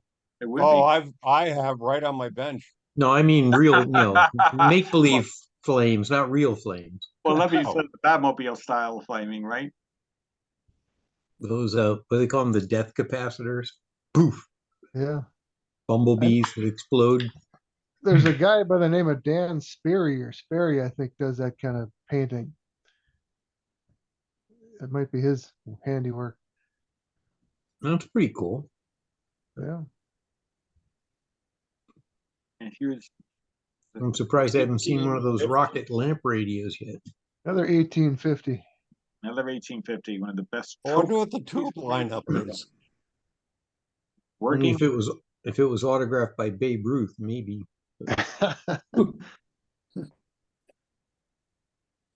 Add another zero on there. Yeah, well, that was it was a pretty nifty radio. I saw one. We had one in one of our shows, one of our main shows, probably about 3 or 4 years ago. Someone had one. Some pretty nice shape. Someone entered it in a contest. Yes, thank you. For fun shows. When I was growing up, my uncle had. But if that's We had 1850, ghost what is this beauty worth? What's that? I said, if When that's I- worth when I was- 1850, what is this beauty worth? Wow. $10. At least- $18.50. Oh Yeah. gosh, $1.85. Hey, this is AM and FM, I'll have you Oh, know. all right, 1850. Oh, We'll give me 1850. All right, 19. Oh, look at that. It's got vintage sound there. With my mother and me, and then spin And me work. around till I fell asleep. Yeah, it's good audio on it. Yeah. Tropicana, Uh, pure premium audio. Now, what happens if you suck on the straw? With- do you with suck the any, like, straw. liquid out of the electronics? You get some molten electronics. I mean, what comes through the straw? I've Whack never the actually, desk. I've never actually thought about putting that in my mouth, so I have no idea. Well, we got- That's the It's a antenna. tuned loop. That's the antenna. Yeah, Hey, I got this off the free table in Brookline about 3 years ago. So, Yeah. Good price. yep. I still think you overpaid. At my hourly labor rate, the fact that it took me 20 minutes to fix the bad solder joint inside, yeah, you're probably right. I overpaid.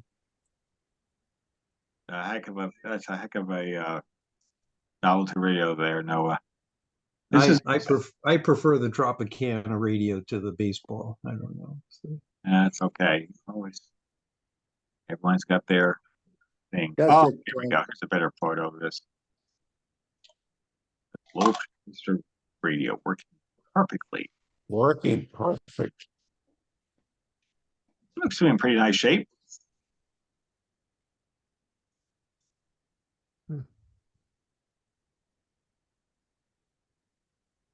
Ever seen one of these before? Question goes. Wow, that's a weirdo. Yeah.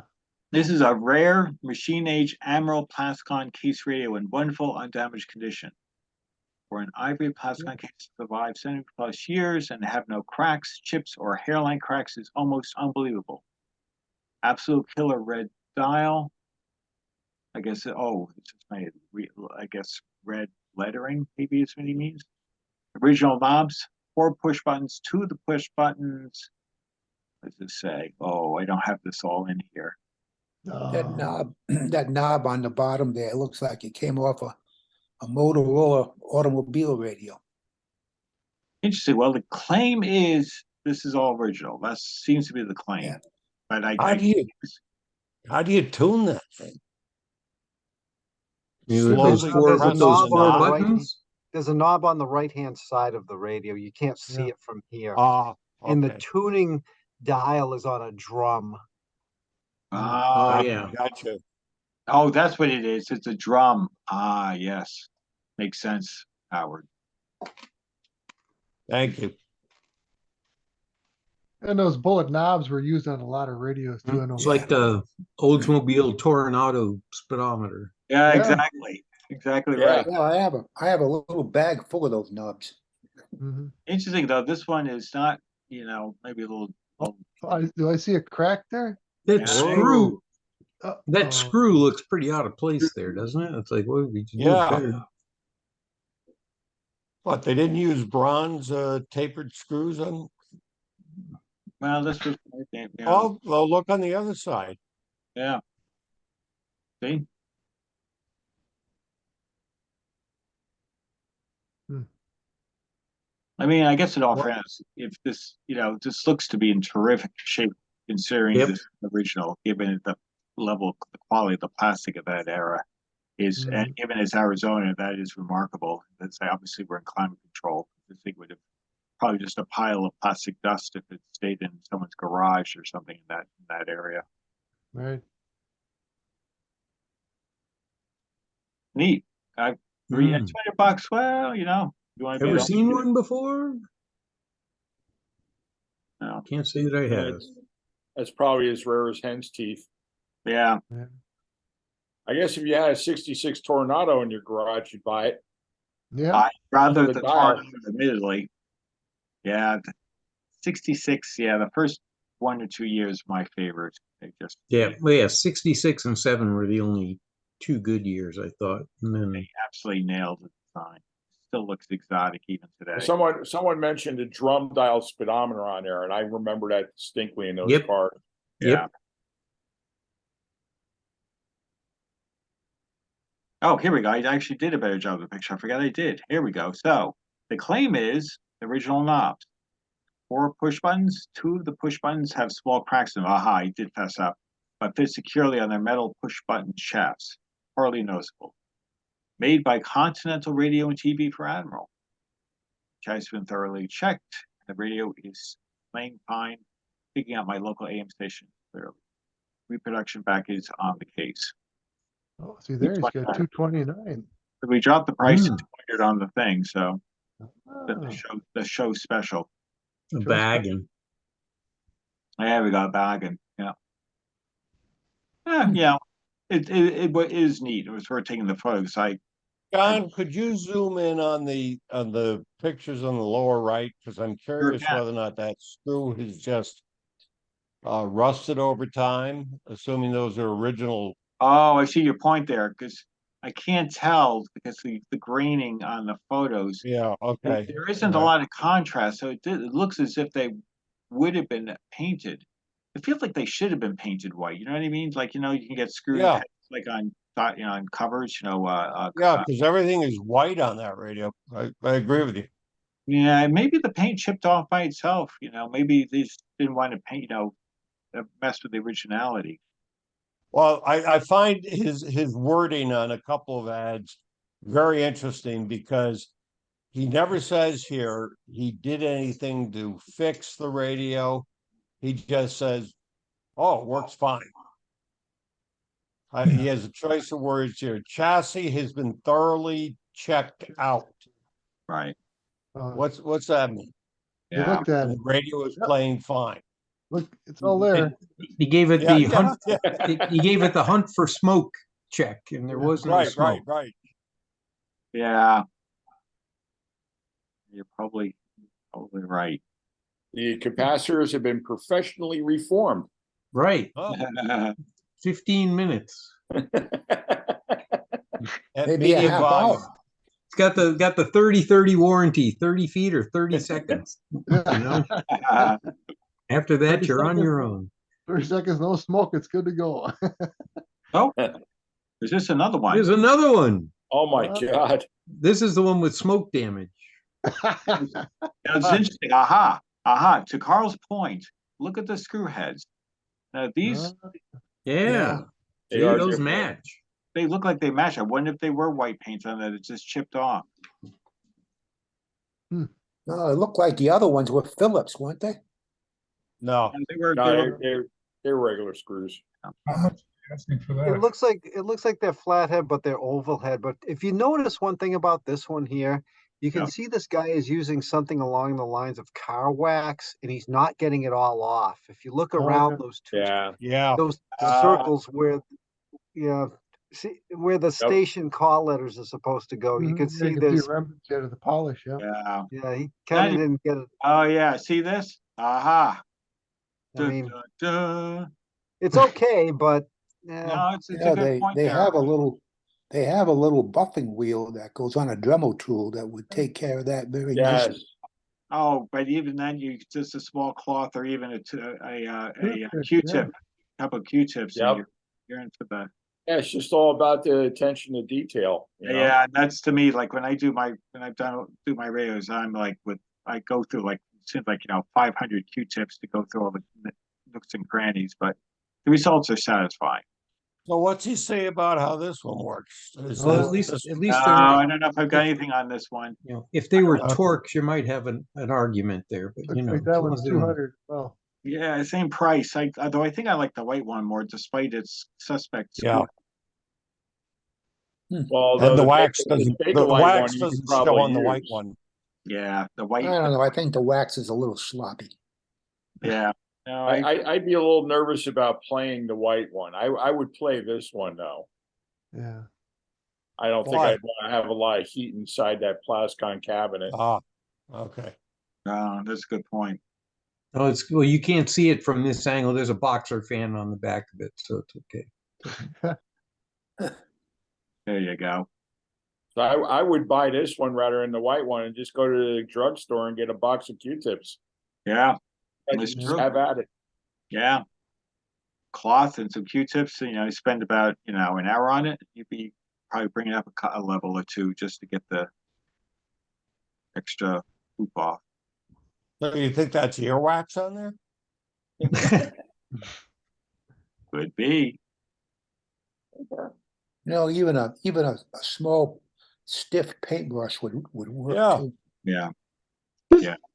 Does anyone remember a discussion on the email group about a magic cloth a little while ago? Yes. Yes. Yeah, I ordered some of that from Amazon, and I actually had to throw it out. It stunk. It had this Really? it's all coconut oil, and it kind of Now reeked. now it's rancid. Apologize. Now it's rancid coconut oil. Yeah, Yeah. no, I apologize if whoever was promoting it is on the call here, and Well, I don't mean any disrespect. I just Did you remember try that. it? Did you try to, or was the odor so No, overwhelming? you couldn't do it I out? couldn't stand to touch it. I'd be covered in this oily, stinky stuff. You know, it was almost perfume. Oh, you So, meant it literally stunk, not oh the way yeah, it no, it performed. smelled. Beyond It stink. had I mean, it looked like it might oil up something Ah, nice, here we go. but Let's- it was Oh, sorry, that was the, sent to the trash can. Is that the power cord on the left in that previous photo? let's check. I'm Looks not like a sure. Cloth power cord on there.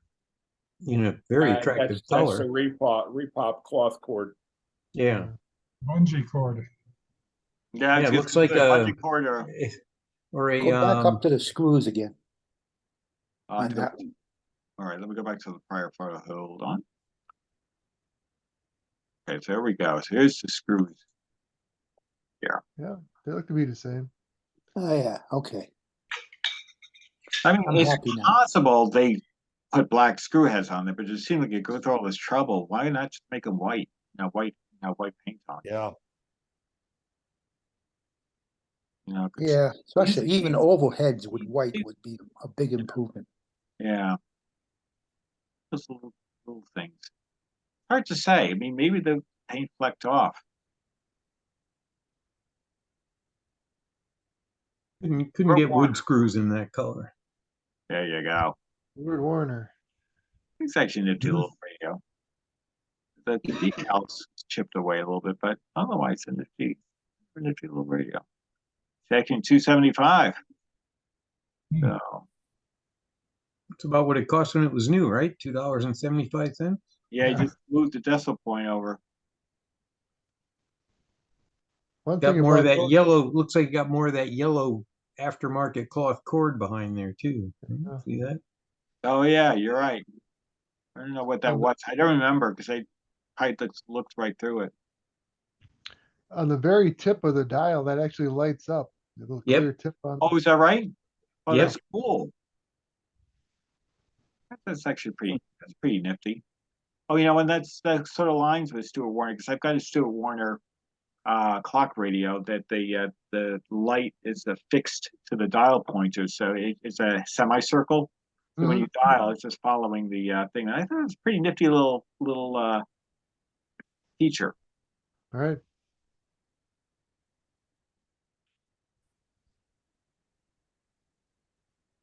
Sonora. Oh, Actually, wow. neat radio. 1939. Don't know what the price is because it's underneath the radio, and I was really afraid to touch it. It didn't look particularly engaging that I didn't want to touch any of the stuff. You can tell sometimes, like someone, oh yeah, just move. You want to take a better photo, or whatever. And it's like a little standoffish, so I didn't follow. Yeah. That's a neat radio. I like it. I like the design. Oh, wow. Shelling? What is that? Is that a Catlin? Oh. I don't know nothing about this. I've ever seen one before. Not I. Oh, here we go. It says shell horn. So okay, it is a shell horn industries. Oh, it's Canada. Model 44. Very, very rare. 250. Very, very, very rare. Oh. I've never seen one before. That is true. Nice. Sweet. That's shell horn. Huh. Yeah. $100 for this Sonora. Wow, This good looks like a Sonora. it looks like a repaint to you guys. Something doesn't look right here. Maybe just the light. It's just the Well, lighting. there's little flea bites on it. Could be original paint. Maybe. There we go. Let's see. Sonora Midget, 1938. No, it says original working. I'm pretty sure that says original. Okay. All right, I'll take his word for it and agree. And so, and Greg's, analysis. Maybe it's just the lighting. Somehow it just didn't, it looked like a reshoot, but Blame the photographer. yeah. Hey, no pants in this one. Pants reflection. I want to hear about this. I mean to say, there's no pants reflection. Let's try that again. Oh, okay. So just looking at the E106. A 4-tube. Yeah. $100 With a field coil. Amazing. We've seen one of these before. These are kind of neat. Yep. Emerson. That's nice. Yeah, it's Yep. nice.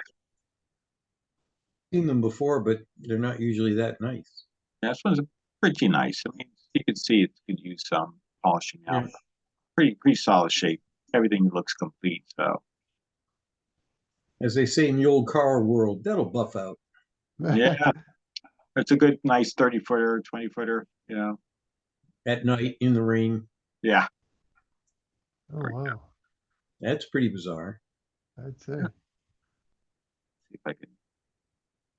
Peter Pan. More than just peanut butter. Yeah, they had like a tombstone or a cathedral that had that same design in the grill work. That's a lot more attractive and valuable, I think. Neat radio. Don't know much about it though. Marvin, decent shape.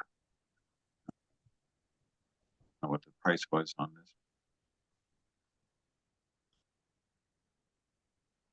It's that over on the left. What? On the left, down on the left-hand corner, it looks like it almost has like stereo jacks or something. Oh, it's a cord plug. It's a power cord, I think. Okay. Yeah, that's a power cord. Oh, okay, just power cord. Yep, I saw 3 wires. Looked like 3 wires. Yeah, I think it's a reflection. Yeah. Never mind. No, it's all right. No problem. Refinished? One of those telephone. It's a street rotted country bell with AM and FM. Yeah. Apparently, it seats, and apparently this seats 6 to 8 people. Yeah, most of the country bells were only AM. But, this is more than just a radio. Secure storage. It's got the legs to fold for easy storage. Oh, there you go. It's a floor wax and a dessert topping. That's right. This is quite the versatile radio. I have to say, and I have one of those, but it's not FM. It's only AM. Have you ever tried to seat 6 to 8 people? No. Oh, there you go. There's your action item. Wish I could see the other side where the yeah. the earpiece is hanging, because the earpiece is actually the on-off switch. Yeah, unfortunately, I don't know if I got a second shot. We'll see. I don't think I have a ton of photos left. But On mine anyway. Some of them, the bells are the tuning and the volume, but then other ones, the crank is the tuning and that knob is the volume. And the earpiece on the other side is actually like an earphone jack. Like you lift it up and it cuts out the speaker and you can listen through the earpiece. Oh, interesting.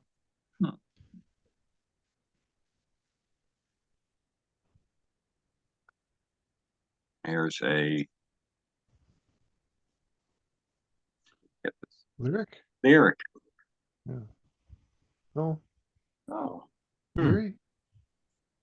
I guess it's the lyric, yeah. Lyric. Yeah, lyric. It's very lyrical. Yeah. $35. You'd be the only one. Only kid in the desert with one. like a lot of tower boxes in there. Yeah.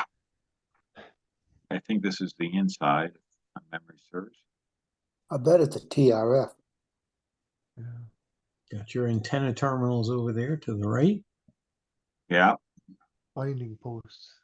No, it's sort of like the drum style dial face that just rotates. Yep. Easy one life keeping it in tubes.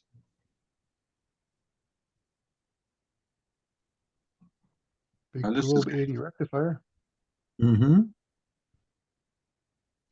This is interesting. This Wilcox Cathedral Grand 6. But look at the Wow. art on the faceplate. I thought that was really station Yeah. like just so elegantly done. I really admired it. Stained glass. Like a church, yeah. Switch. Yeah, I thought it was Off, on, and volume, and station selector. that was really elegantly done. Never That's pretty cool. I thought so Yeah. too. Pretty darn cool. See if I It looks like the numbers go through the windows on the doors. Yes. Like yeah, dials. exactly right. Yep. So I guess what I'd wonder if there's only one station selector, do they move simultaneously or is like one for the volume? Like that's, you see what I'm saying there?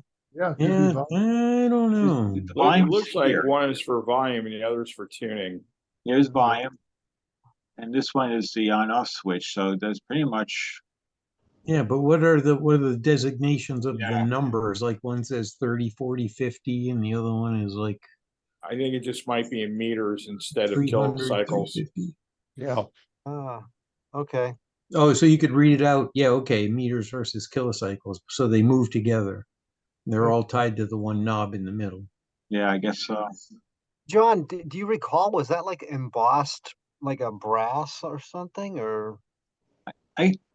I wasn't sure with the material. What makes me think it was brass from that era, just because that was brass pretty much continued until like I don't know, mid to late 50s on like European radios, But I wasn't sure, to be honest. But it looks to me like it is, because I don't know how much was this when it left the factory. Was it brighter than this, and has this just lost some of its sheen? Because brass, shine it up, get a little simichrome or whatever on there, and boy, you can make a big difference. But I just don't know what it looked like when it left the factory. I'm not convinced it's brass. I think it's wood.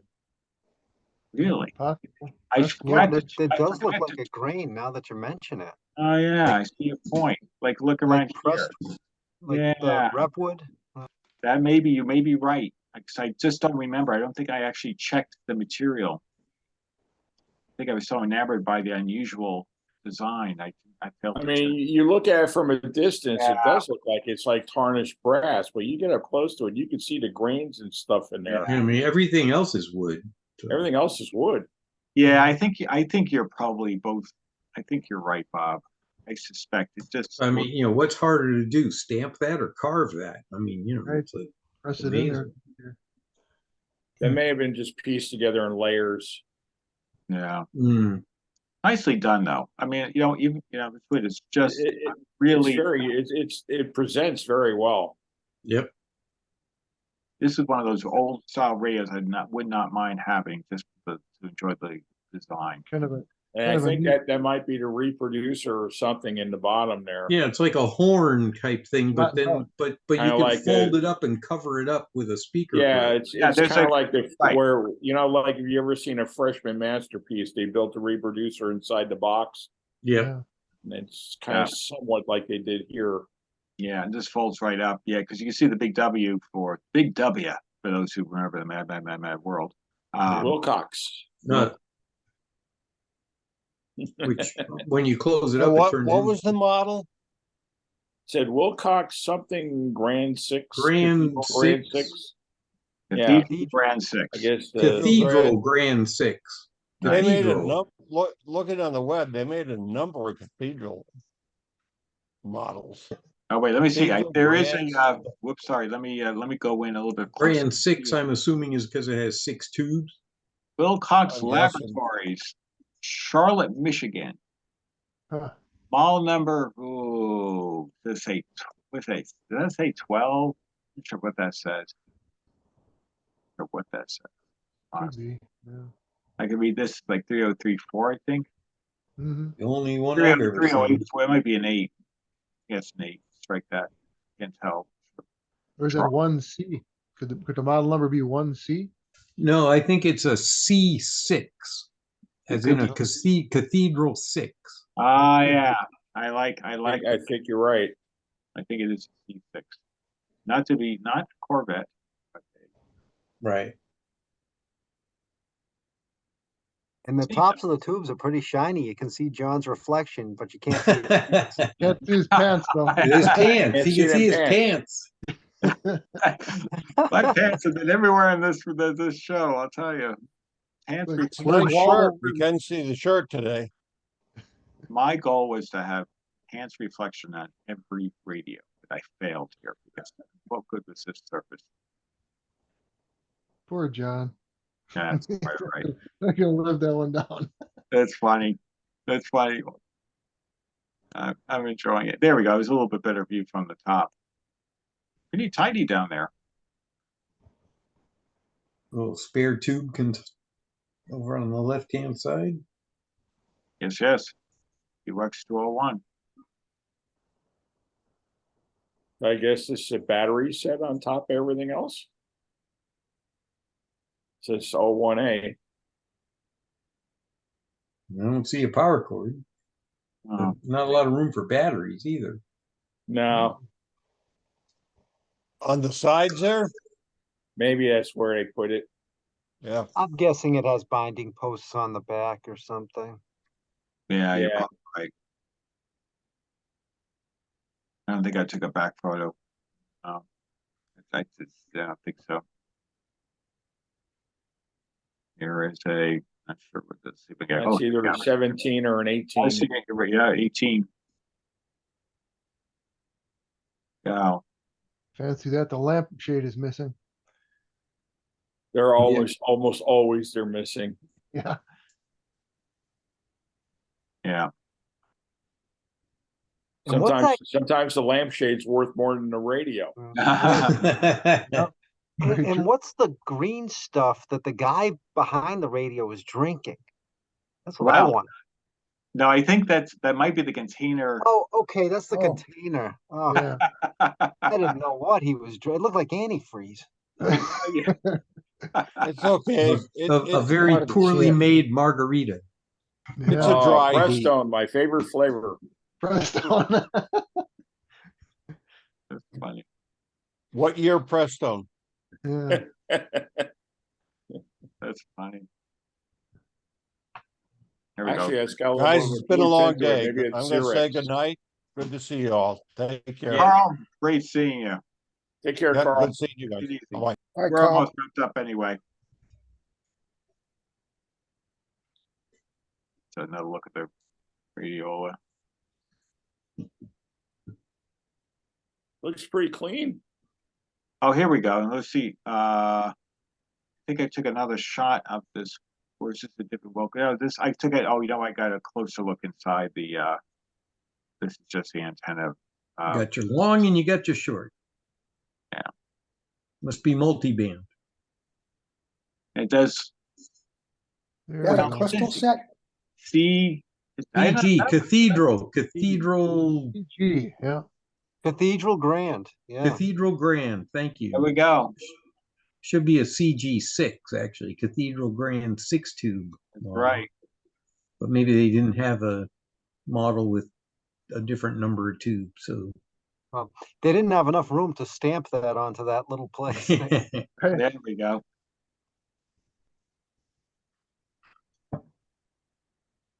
Shot that earlier radio we just saw a little bit ago.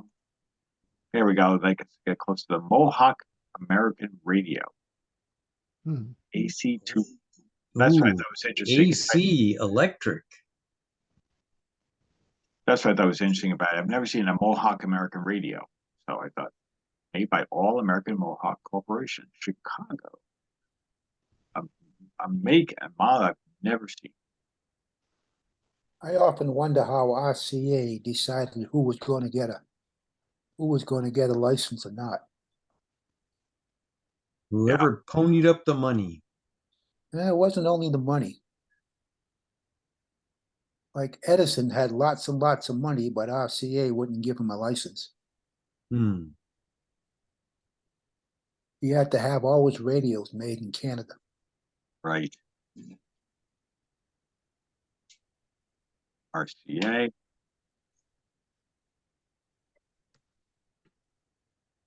These knobs match, or there's something I miss here? I mean, maybe it's, Well, they- Looks like the little circle is Well, missing. on the one. circle's missing. It looks like the profile's correct, but the circle's missing. you know, you're I looking, think the left knob is correct. The right one is not. oh, interesting. I'd agree with that. I was just RCA used those knobs on a lot of their radios that Right. have different colors and had accents on it like that right knob has. Yeah, I actually like the right knob. I'd rather have the left one match the right one. That's a cool radio, just over the fact that you've got a nipper right in the center of that dial. Yep. Yeah. I like Well, it too. Very attractive radio, I thought. Those are nice radios. I restored one once. It was a great player, and I donated it. It was an auction. I want to say Navy 4 or 5 or maybe 3. Except it was the red one, not the painted white. Oh, okay. Well, this was a red one, but they decided to paint it. Red ones are too common. Right. Well, it's always sell me. Always when they paint it red, sell me red. You know, like Resale red. resale red. Thank you. Resale red.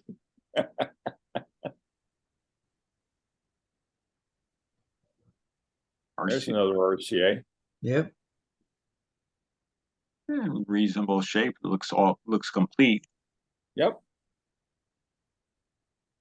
Those are decent radios. Those are 6-tube and have RCA plug in the back, and it's got tuned RF in it. It's a decent cable set. Yeah, another RCA Another RCA. I have that radio. With buttons. There we go. WGN. Now that's Chicago. That's Chicago. MAQ, BBM. Those are Chicago. I don't know about ENR and MBD. They might be local. ENR Chicago too, I think. Yeah. Are they?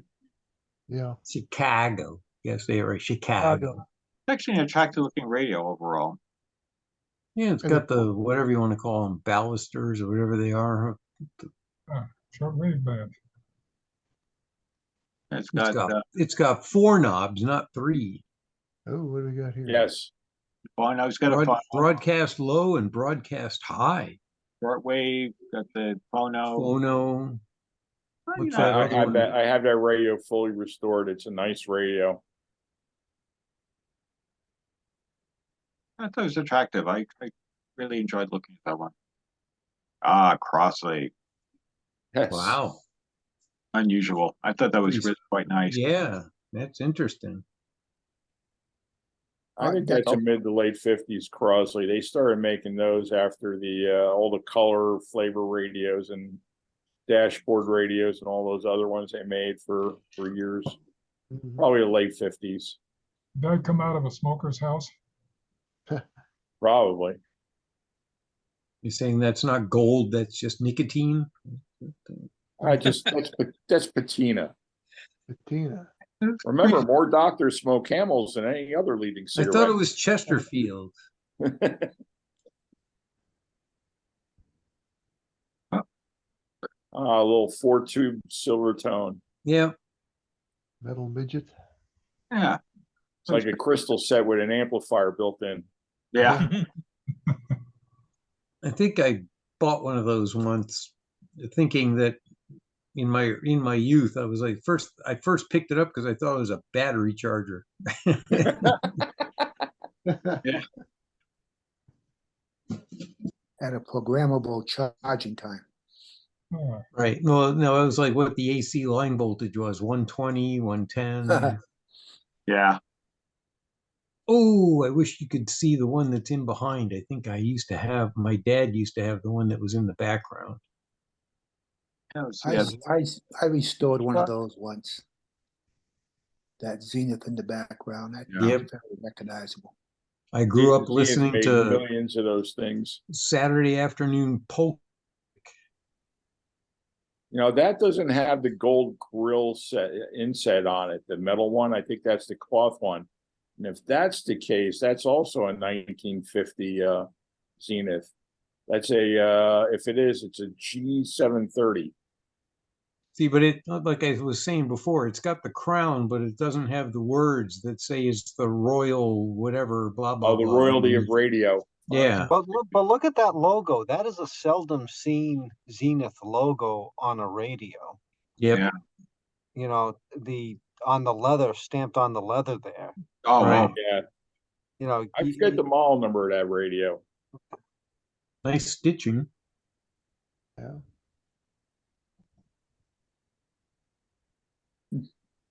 Another cross. There's a Crosley. Yeah, that's a classic.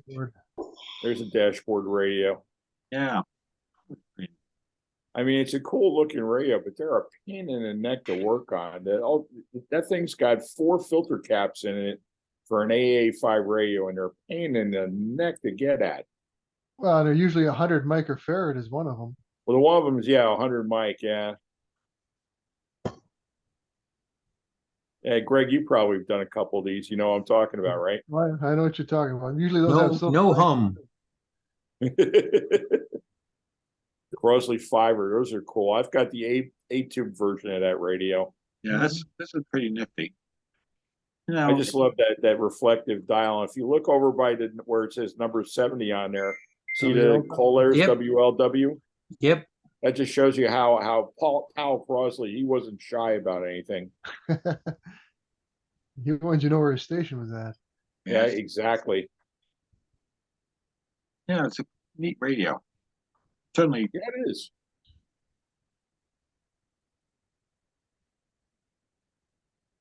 Zenith Yeah. racetrack. Oh, yeah. Trying to remember, 5S319, I think is that. That's from 1938. I have that radio, but it's a different style cabinet. That Yeah. I just wanted to have at least one white dial Zenith for my collection. Mhm. Yeah, it's an attractive dial face. Yep. It is. Especially look at the dial pointer on. It's just really. And it's actually a very good radio for a 5-tube radio. And it's not that big. It looks bigger in pictures. Yeah, yeah. Yeah, no, it really wasn't that big. No. Yeah.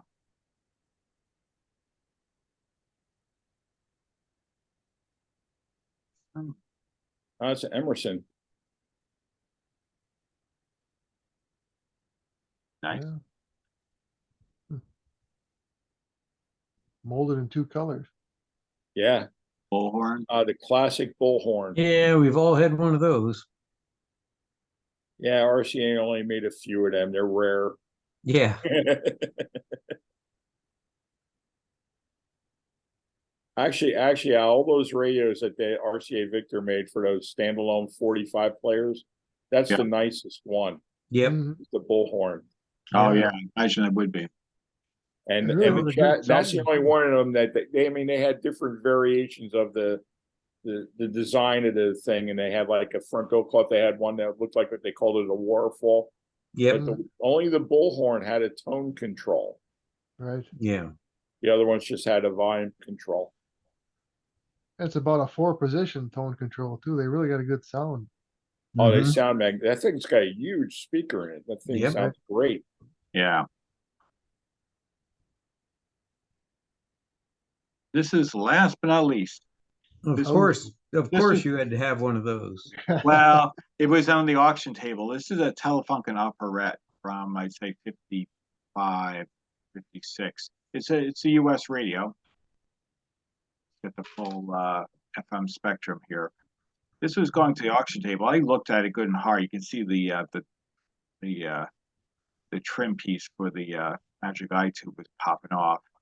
You know, cosmetically, I mean, it's in decent shape, more than restorable. I mean, this is one level down from the Opus. The Opus was their top line with the 6 speakers. This is, I think, a 3-speaker, whereas the Opus is 6. I have the Opus, but this was not embarrassed by any stretch. Nice radio, same design, cabinet design as the Opus, nice little massive brass trim and all. But this one, I forgot what this sold for. Somebody picked it up, but I, obviously it's not going to be a practical acquisition. So, but I don't see operettes, in the U.S. trim all that often. So, I did stare at it a little bit. I seem to find more of the Opus than these. Yeah, exactly. The And I operette. don't know why. Well, I mean, when you spend that kind of money, you just go throw. I was just gonna say, yeah, it wasn't a stretch to just move up a notch from this. Exactly. Yeah, it probably That's wasn't that nice. big of a deal to go up a little bit. Well, with the Opuses, they had two round Alnico speakers. This one has one big oval one, and this would not embarrass. This is though down one less EL84 Alca tube, but this still wouldn't embarrass. And it has just two like mid-range, one each corner. Yeah. Opus has the mid-range and then has a tweeter at the bottom, so that you get the 6-speaker total.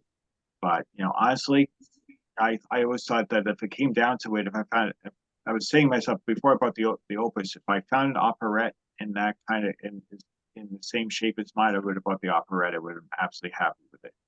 So, but the Opus came instead. So, but at any rate, I don't see these very often, especially U.S. spec. Most of the time, the Euro spec, German spec. So that was kind of interesting too. So, so I forgot it did sell. Somebody bought it at the auction. I just don't remember what they sold for, but anyway, Grill cloth is nice. yeah, it's actually remarkably nice shape because in fact, Yeah, usually they're really stained. exactly. This is original. There's no question about that. It's the original grill cloth.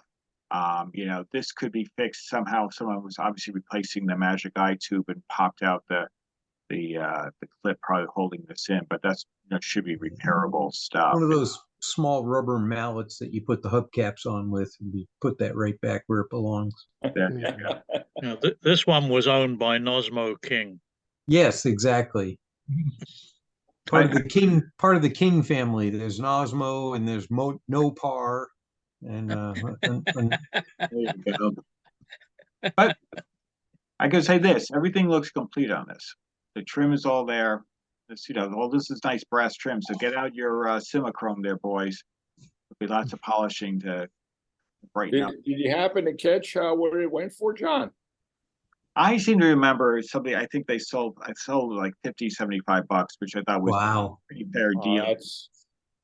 Because the That's a cosmetically, deal. it is because cosmetically it's in pretty good shape. Yeah, it's not perfect. it's only about $1 a pound too. So. Yeah, not far from the truth. Yeah, I just didn't go for a lot, but I was like, well, I got an Opus. The last thing how am I going to get this home and blah blah blah. So it's just a bunch of it was a non carry on. I've seen them around here in Rhode Island in secondhand, stores for $50, $75. Yeah, $40-$50.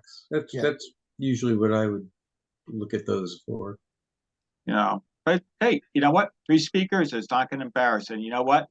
It's got a phono button, so that means you can three pins in connector through the back, and you're instantly get yourself play through.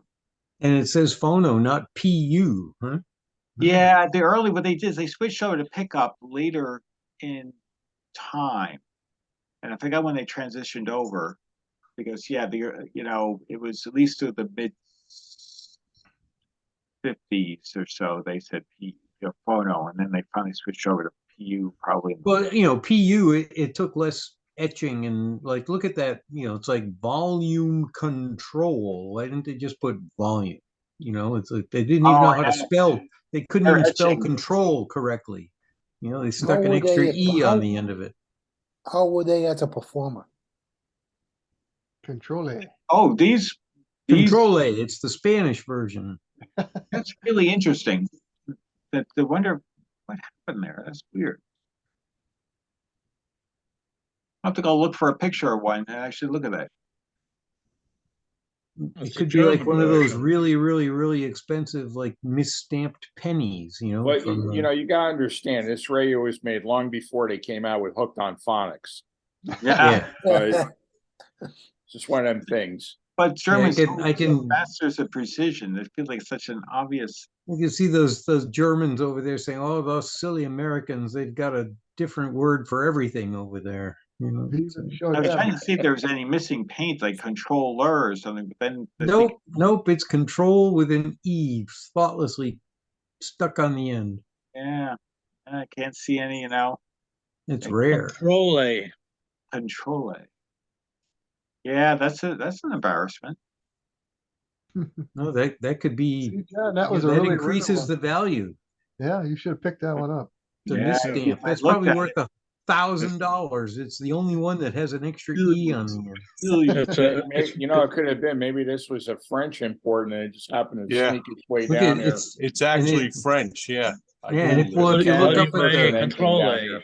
if you look up at the top, if you zoom in on the bands on the rest of the face there, look, it says right on it, it's special. It's very special. Good thing. Yeah, it does, right at the top. It's a neat radio. It's, but it is now it begs the question is, I should just take a quick check to see if I can find a telephone operette with the same spelling. Is that a standard factory misspell? Well, now we know what John's going to be doing the rest of the night while the rest of us sign off and go to sleep. This is outrageous, I'll tell you. Travesty. Let's see if we can find any other typos. Can you zoom over to the tuning control? It might have some other weird. There's a lot of words over on the other side. I was just trying to see if I can find an image with, you know, with a dial face and say, Outside ring, FM and shortwave. Small ring for small would be for AM. small ring for, yeah, but did they spell AM incorrectly? There we go. A with two M's or something, or double Yeah, A. you never know. Oh, well. Oh, good job. That was good stuff. That was fun. That was I fun. enjoyed that. Yeah, it's a lot of good stuff here. Let me see if I can look at this picture. Really taken aback by this. I'm gonna go look later. I will not take any more of people's time. But well, anyway, boys, we did run way over, but it was fun to get through all the photos. Thanks for hanging. It's fine in. by me. It's only 8:30 at my house, so that's okay. Yeah, here too. Yeah, I got an early one too. But well, glad you guys came. It was great, and I wish you guys a great couple of weeks. We will have our next Zoom meeting. We'll probably be talking about, I don't know, we'll probably throw a little bit of I know there's a couple of beats coming up. Certainly Kutztown at the worst case. I should be able to hopefully start going through some photos there, but I think probably some other things we'll cover. But at any rate, try to stay cool. Thanks, John. Thank you. Thanks, Good John. night. Have a good one. Thank you. Good night. Bye now, guys. Good night.